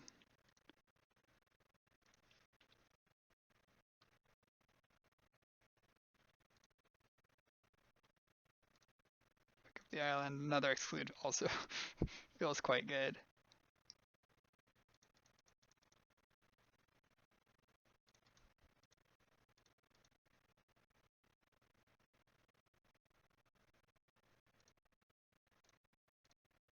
It's solid. So if they don't play anything again, because they might just go land pass, I might cycle this. I'm not going to counter that. I do want to hit our land drops though. Maybe I'll just evoke Mole Drifter on our turn. Okay, sweet.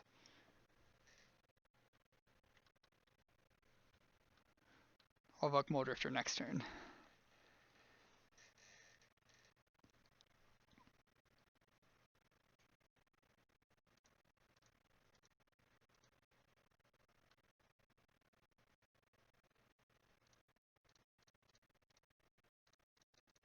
Because here we have 4 mana, so we have double counter up still.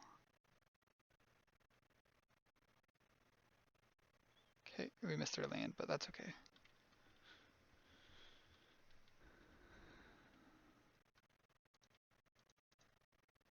Since we drew a second spell bomb, I'm just going to cash this in, take our card.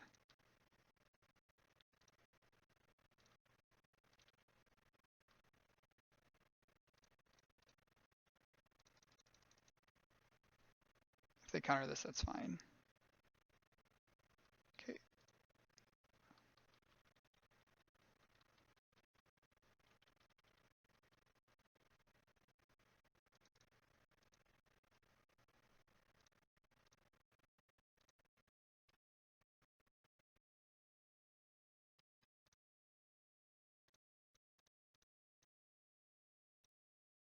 I'm just going to evoke this again.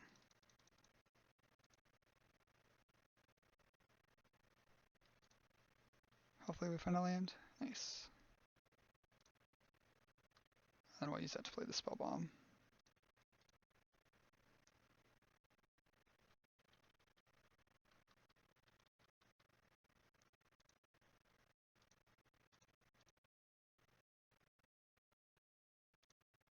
Okay, if our opponent's not going to do anything, we can just pass here. Since we hit our land. Nature's Chant. I'm actually going to counter that.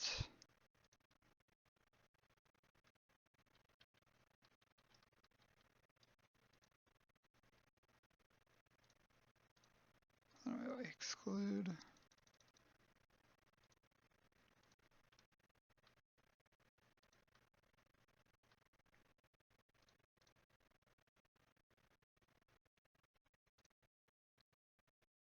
Don't really want island, but we'll take preordain.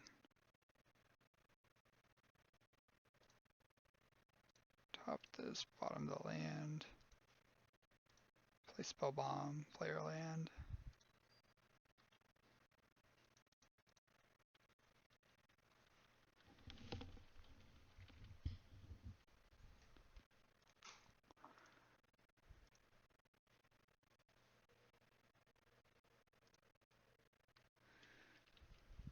Okay, our opponent.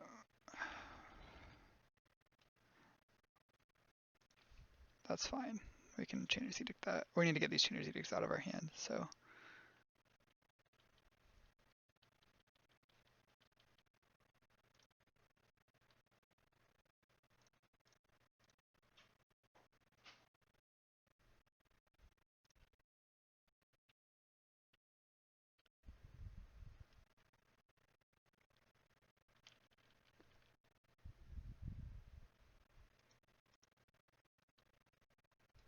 Okay.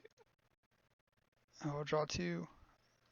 I'm not talking much because I'm worried about the clock. I don't think they have too many counter spells for this. If they do counter it, we'll let their counter resolve.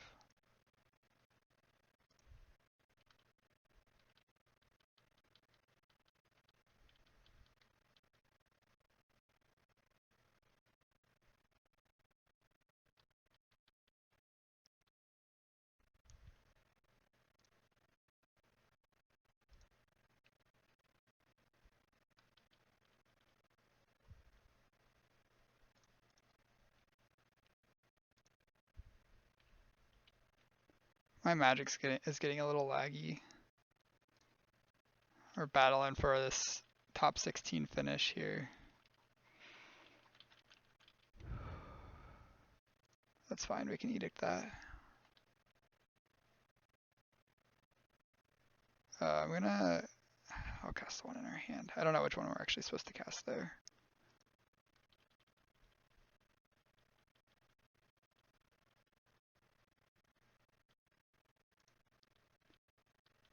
Them having this is like a reason to play the one from the graveyard earlier.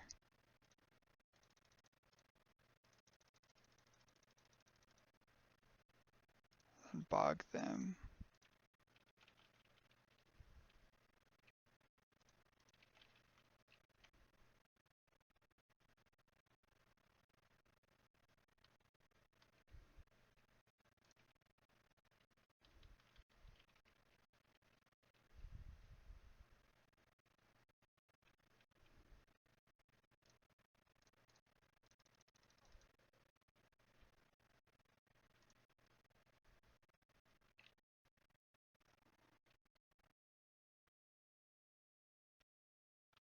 Looks like they might just be trying to time us out.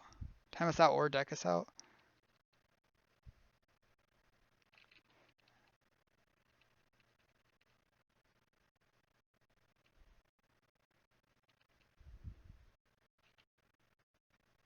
Yeah, they aren't trying to beat us anymore. They're just trying to time us out or deck us out.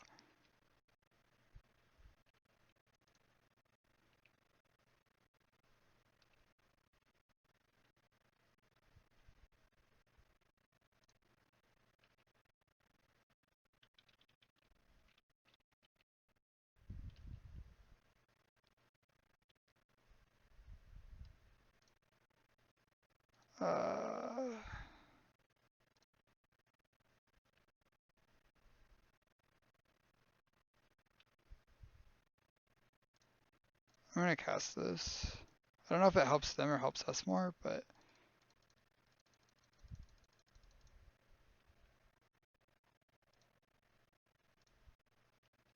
this was probably a mistake.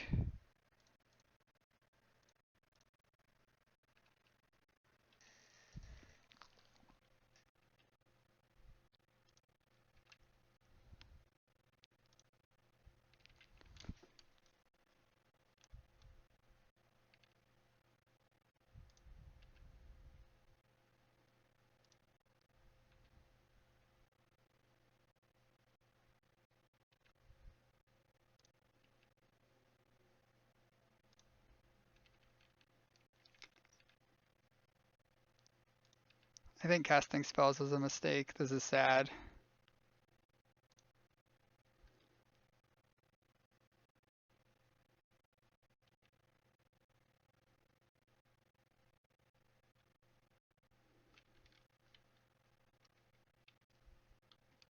Oh, I F6 that.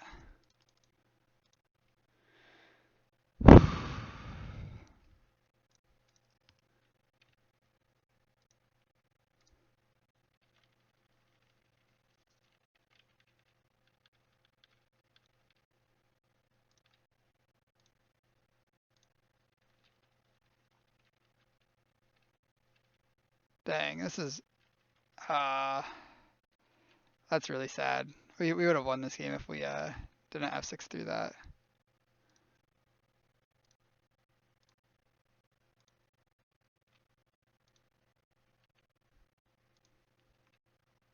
Wait, did I board out Evan Car's Justice? I did. Okay. Hmm. Again, like I was saying, I hate that Pauper games are just about timing people out now. Because again, we lost 2 matches that we would have won uh, if we didn't have to play for the clock. Good games, opponent. And that's it for this. Oh, we squeezed in a top 16. That's very lucky, but